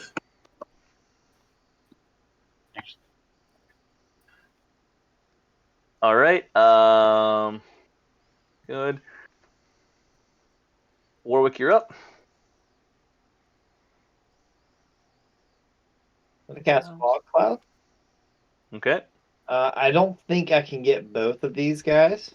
20 foot radius. It's close. Yeah, I don't think I can get both of them. So if I cannot, I'm You gonna definitely can. 40-foot diameter. Yeah, you can. They're only 20 feet apart. Yeah, you got it. So there we go. Okay. Yeah, whatever I can do to get both of them, I'm good. I guess get a percentage of them. I'm gonna use a bonus action to cast Bardic Inspiration on Adrin. And then that'll end my turn. And what's it do? I get a D8? and that can On attack ability. He gets a D6. I'm level. It's A D8 at 5th level. That becomes okay. a D8 at 5th level. So yeah. You're right. You're right. I got you. 5, 10, 15, And Sorry, that Amber. Can't be right every time. Yeah, you know. 65, 70. That's why I'm so paralegal. I like it. I'm a turn. All right, Frank. Frank, knowing what to do, and as much as he wants to bite that other wolf, Frank is going to double move. We lost Eric. Frank's going to double move and go behind this Wonder Wolf here, and start snarling. Okay. And try to help out Adrin, and he will end his turn. And Okay. just so we know, the frost giants did not see that because they're under the fog cloud, correct? Correct. They did not see him move. All right. Okay. So, Frost Giant behind the cloud begins his movement. He is going to move south 1 through difficult terrain, extending so that does move east, and I rolled randomly for the record with that, and north and east. Ooh, all right, jumped too far there. So all those were within difficult terrain as he's trying to step over this thing, finding his way out. So that is the extent of his movement. Emrook, you did not attempt to hide once you leapt, did you? Correct. I'm behind the bush with 3/4 cover and dodge action. Yep, that's right. You took dodge. You didn't hide. I knew you did something up there. Good. But he does not know that. He sees you at 3/4 cover. He sees... Do you see anything else more tempting? Can't see past the fog cloud. Can't see further north. Can't move anywhere. No, he's gonna take the attempt to fire towards you, and chuck the rock. You've got 3/4 cover, which adds a nice little amount to your AC. What is that? 5 to the AC, I believe. Something like that. Double check me. 3/4 cover adds +5 to AC and dexterity saving throws, plus your dodge action gives you... Gives them disadvantage. Oh, that might be... Is that our first dodge? You know what, though? Garrett, I forgot to do something. What's that? I made it. No problem. Concentration. Thank you. I have you marked on there, and then forgot whenever you took quarter damage. Okay, so he is...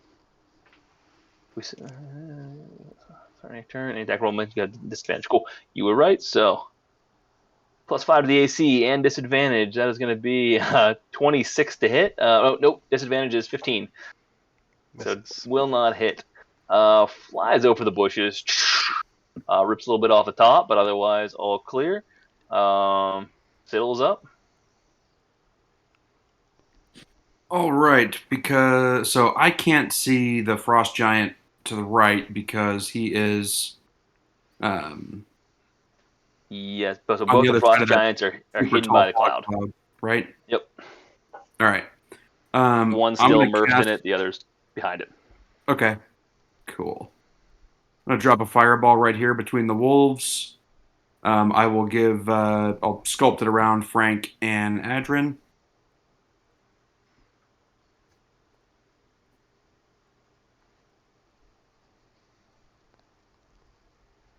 Come on, roll 20. What are you doing? Oh, there we go.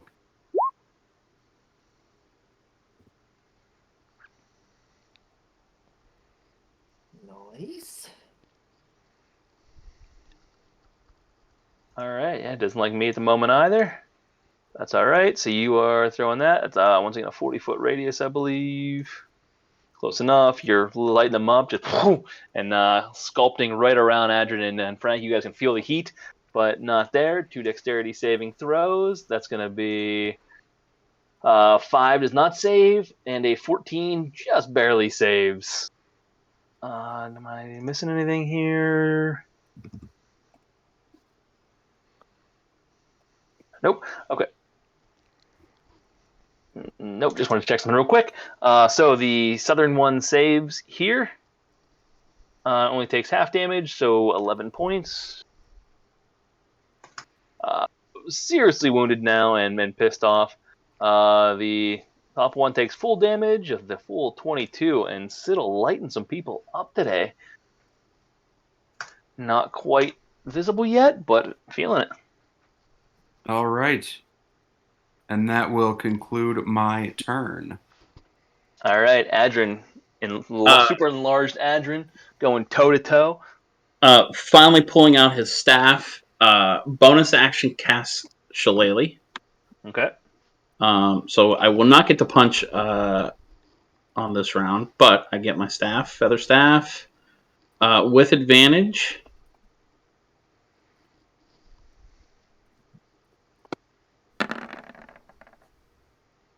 Ooh, 17 will hit. And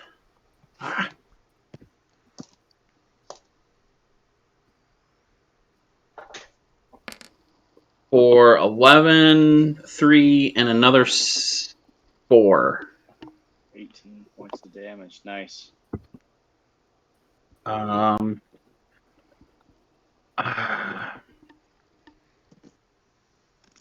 to stay where I'm at? With that, his stat bar becomes available to you. He's hurt. Awesome. You just hear the crack of the skull and some bones as you come down and whap him. I am.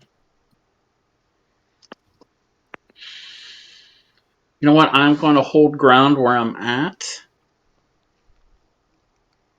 Yeah, I'm going to hold ground where I'm at then, because I'm set now. Okay. Grizz. Griswold's going to go ahead and move out 5, 10, 15, 20, 25, 30. And I'm going to go ahead and use my action, 6 words in common this time. Final chance, make peace or die. Okay. And I'll end my turn. Althea. Alright. I'm going to... Ooh, I can see this guy. By the way, give me a persuasion check, Grizz, when you can. Oh, yeah. I forgot about that. And you can see both of the wolves to your north, Ash, Althea can, and cannot see either of the giants. I'm going to attack this one with Firebolt. 21. Me too. 21 and 21s. 21s all around. Yeah, that'll hit. You're getting this one, right? Yeah. All right. 11 points of damage. Yep. Catching him square in the side, you can just see lighting him up with that singe. He is now fried from multiple fronts. He is getting burnt to a crisp, and he is just barely staying up.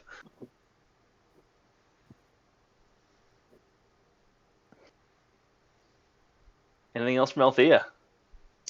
I'm going to try to hide behind this wall. All right, just give me a stealth check when you can, then. Nice. And Reed. The fight's slowly moving away from you. So you cannot see either of the frost giants either. Both of the winter giants or winter wolves are available to you to the north.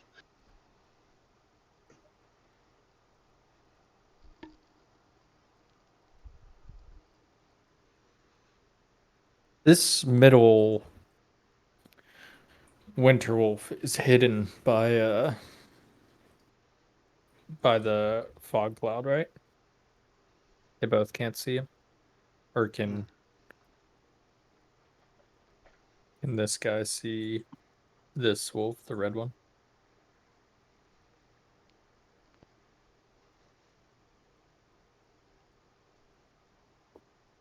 They cannot see the southernmost wolf. They can see the furthest one. Yep. Then we're gonna go at him. He would have a line of sight. Come on. No.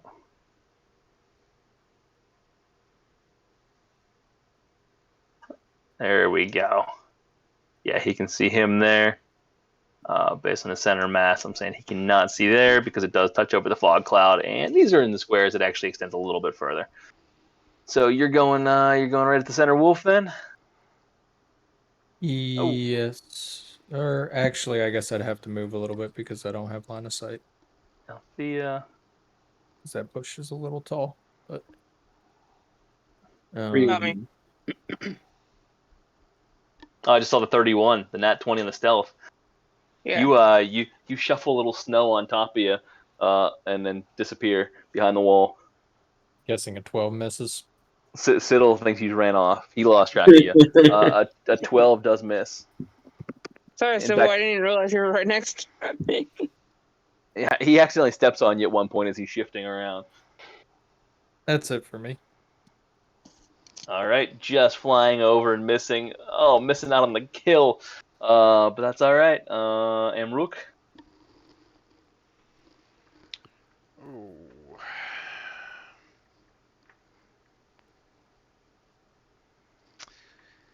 I'm gonna take dodge action again. We'll just stay right there, just see what happens with them. Okay.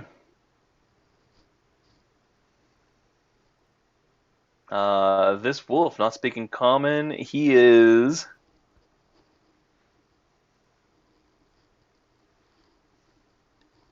Let's see.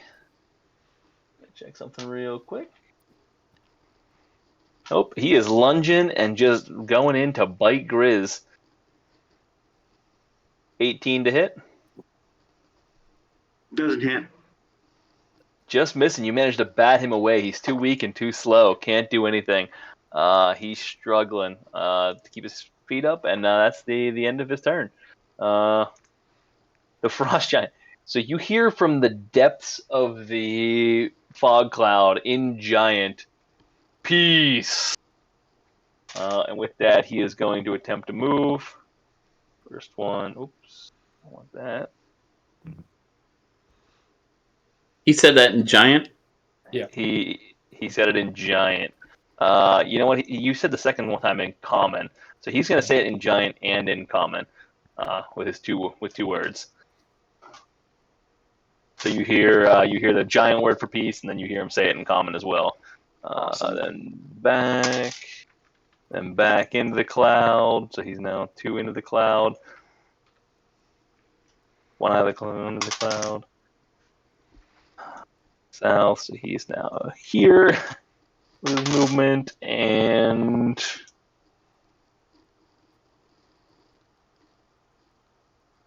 enough that he is out of it. So he's going to come here and end his turn.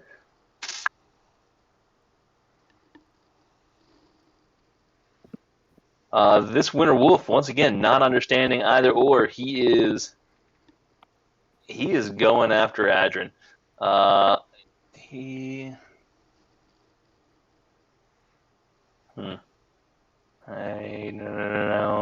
Nope. Not seeing his attack connect well last time. He's just going for the straight bite. 25 to hit. That's a hit. 15 points of piercing damage. Ouch! That one hurt. And give me a strength saving throw.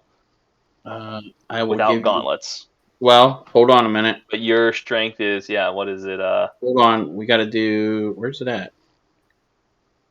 Constitution save? Is that what it? Yeah. Yep, for your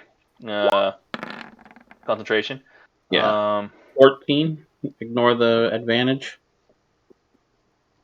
And the 14 will save, so you're still good there. Mm-hmm. You also have advantage on strength checks since you were enlarged. Yeah.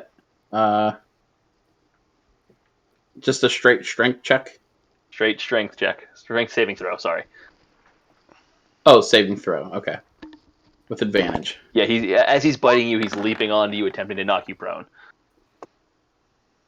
Nice.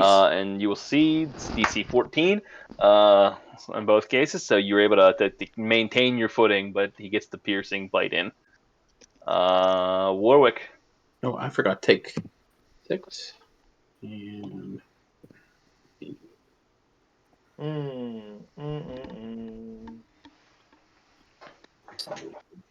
One move there. There. Another. I'm gonna move. I'm gonna double move here because I heard the giant say peace, right? You did, yep. His booming voice echoed across a large distance. Perfect. All right, I will double move there, and I am going to. Now I'll keep fog cloud up for now. And that's it. That'll have a turn. Okay. Frank?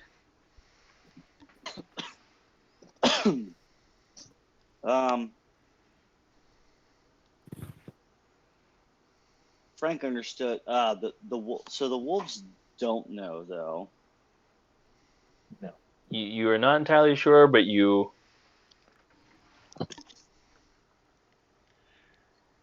Frank's gonna hold his ground if. Ooh. What? I made a mistake there, an assumption. I should have looked it up. The wolves do speak common and giant. I am going to rescind that last attack against Adrian due to my mistake. So, Adrian, you did not get the 15 points of piercing damage. And that was the only... Yep, you saved on everything else. So, yeah, my mistake. They understood common and giant, and he chose not to attack. He stood down last time. He's snarling, but he did not attack. He's holding. Good call. Did not think the winter wolves spoke common and giant. Frank will. Or understood it. They don't speak it. Don't talk to the wolves. Damn.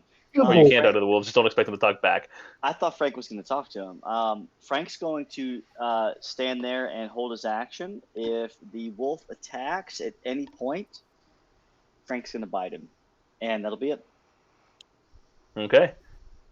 The frost giant to the north echoes again. Says peace in both giant and common.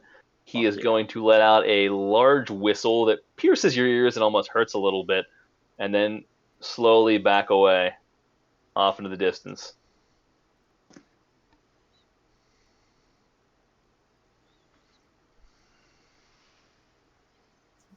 So just once through the turn order to see if anyone wants to do anything. Siddle.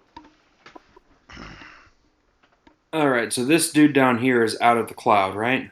He is, yep.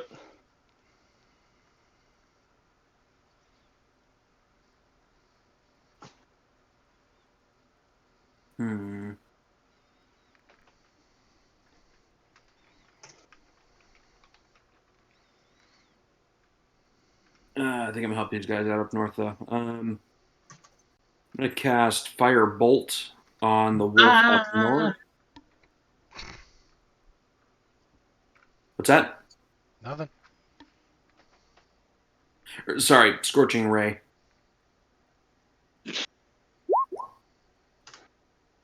Be cool. And who's this to? The wolf up here? Yep. All right, 15 will hit for 12 points of damage. Yep. All right, the Scorching Ray fires out of your hand, shoots over. You see wide eyes across the field. You see a winter wolf taken by surprise as he snaps his head in your direction before getting pelted on the side.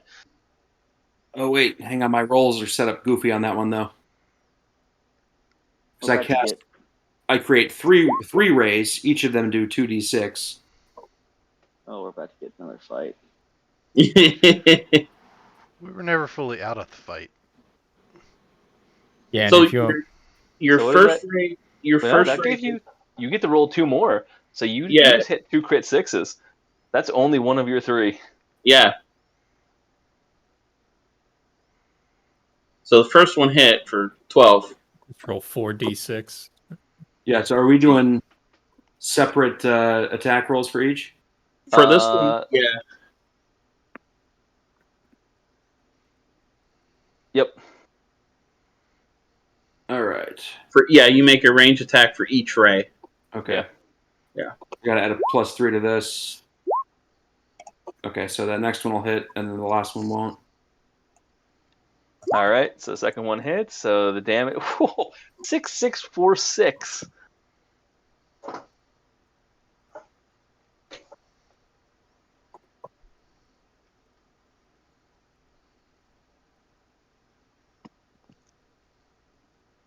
So that was a 10. Anything else? Yep, 10. 10 points of damage. So 12 and 10. Correct. Yep, that's all for me.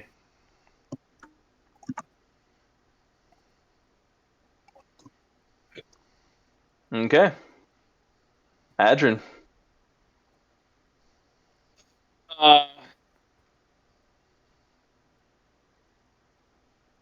Kind of looks over his shoulder at Citadel and kind of grimaces a little bit. Bless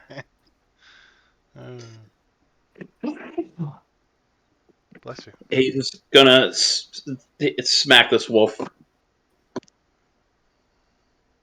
Because, yeah.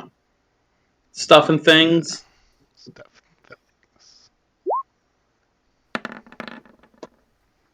23 to hit. 23 hits. For 12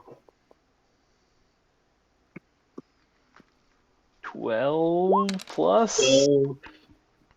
1. So 13 points of damage. Don't you have bardic inspiration too? We'll see. And just enough to knock it down. You see on the second swing, it crashes and collapses. You heard a considerable crush in there. Something snapped, and you see the life go out of its eyes.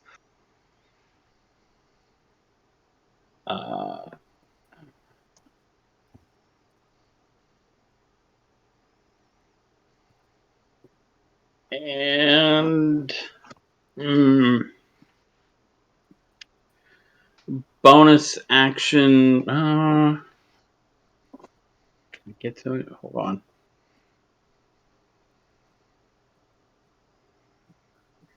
$35. Yep. I'm gonna scooch on down here. Just kind of look at everybody and shrug a little bit, and I'm just going to roundhouse kick this guy, this wolf. Oh fuck.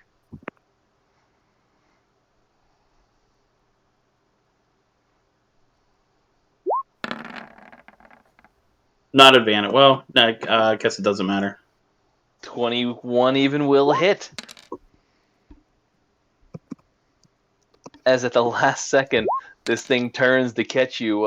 Adrian running over, leaping over the wall with a flying roundhouse kick, catching it squarely across the snout. And this thing was barely hanging on with 3 hit points. 4 hit points is enough to take it down. You were using the bardic inspiration as well. I didn't. I'm still holding on to that. So all right, and he drops dead, taking down 2 winter wolves in the same battle after being set up by Citadel. That roundhouse kick by Yuck Norris.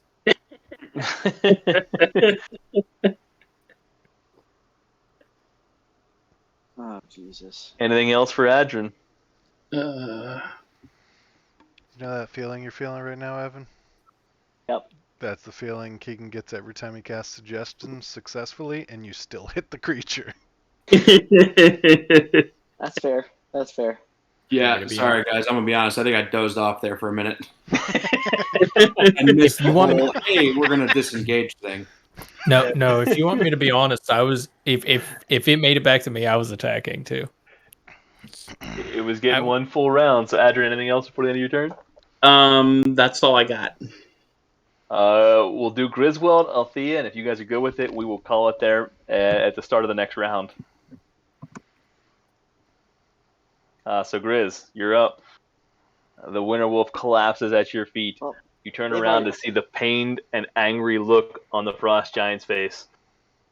All right, Griswold's gonna cast command.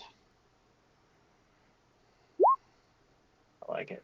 And he's going to tell him to approach.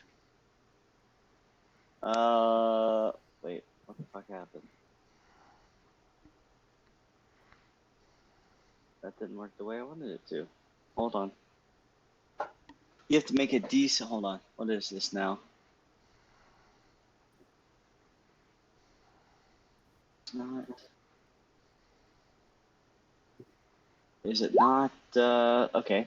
Apparently. Do you just need to make a DC save then? Hold on. Yep, it's a wisdom Yeah, saving wisdom. All right. So you got to beat my 12. throw. Okay.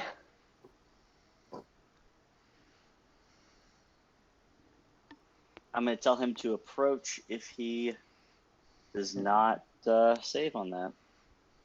He does not it's- save. Yep, I'm going to tell him to approach. Okay. Oh fuck, that's probably a really bad idea, but I'm gonna tell him to approach, and I'm going to. Oh, this is gonna be funny actually. Well, that guy's dead. He's gonna approach. He's got 35. I'm gonna do 5, 10, 15. You said he failed, right? He Yeah. failed, yep. 30. I don't think they got that much movement.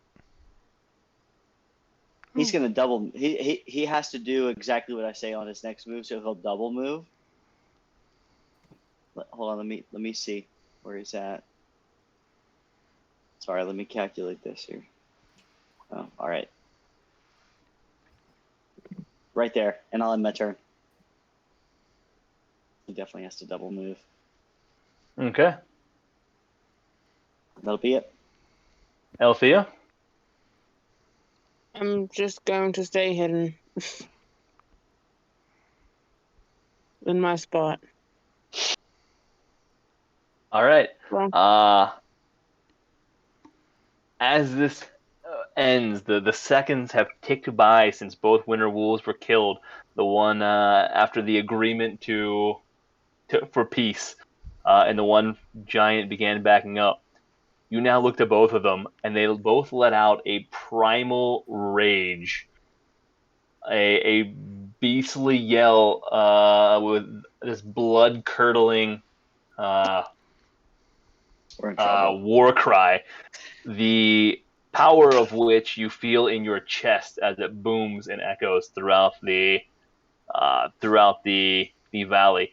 You see their eyes go from a piercing blue to what appears to be a dark red from your distance, and that is where we will pick up the next turn. Hey, Next round. Hold on. Frost giants can rage? This is bullshit. This is not fucking funny. And I just want this guy to approach, and he's about to rage? What the fuck? You're the one that told him to approach. Yeah. Yeah. I didn't know they could rage. You just And killed we his will dog, pick up man. with the next round Come to my house and at you the kick next my dog. at the next session. God damn it. Right. Well, there's a lot Listen. of Go eat things a we tree. could do. There's a lot of things we could do in this time. There's a lot of things we could do. Thanks for watching. So- See you guys Wednesday.